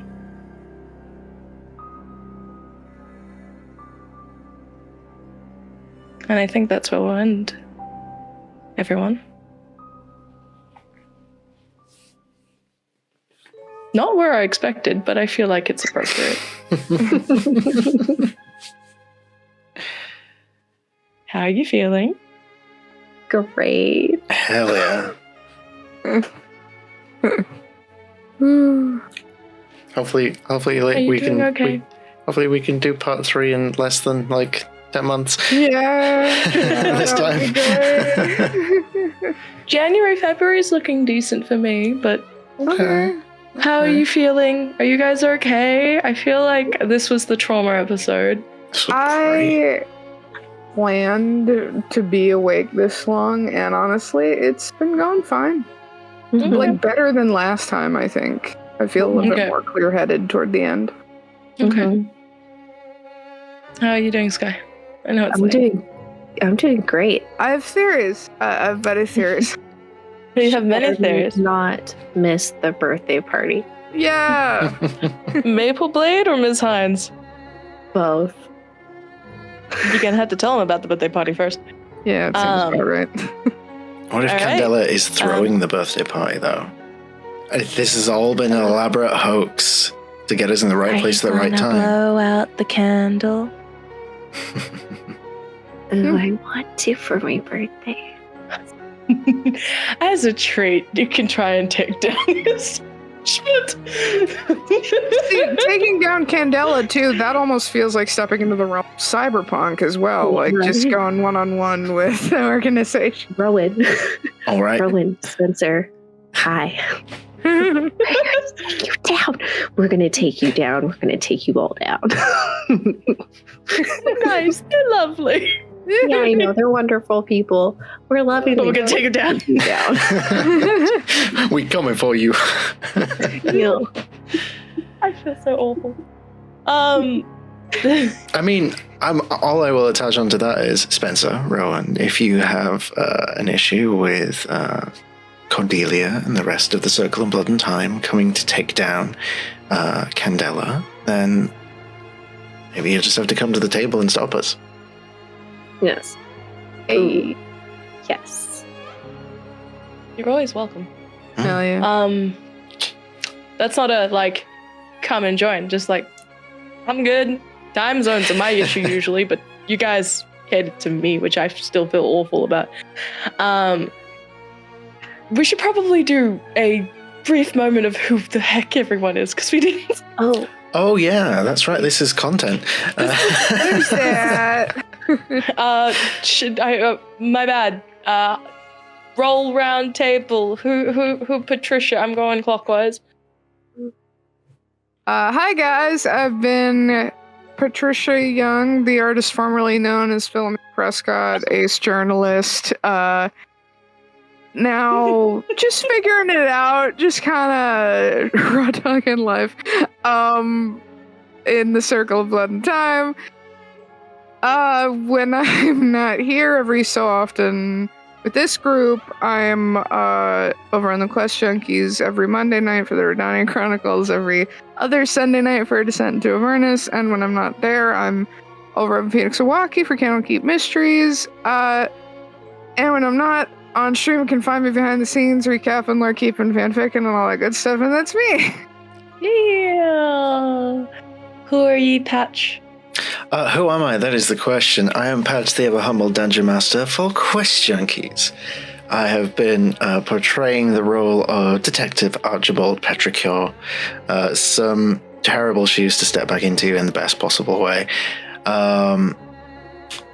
Yeah, I'm so glad we finally got to do this again, because I've missed this. This is a great table and a great game. I want to play more and I want to do more, and you'll be able to see me run some Candela very, very soon on Quest Junkies. Hey. More information on that soon. But yeah, like, we stream every Monday, every Wednesday, every alternate Sundays. We will soon have new campaigns returning from hiatus. We'll have new mini-series and one-shots and things coming. All the content. And I'm also part of the Castleton Project over on Winter's Tales. I'm also part of Felix Iwaki. And I'm just real glad to be here, y'all.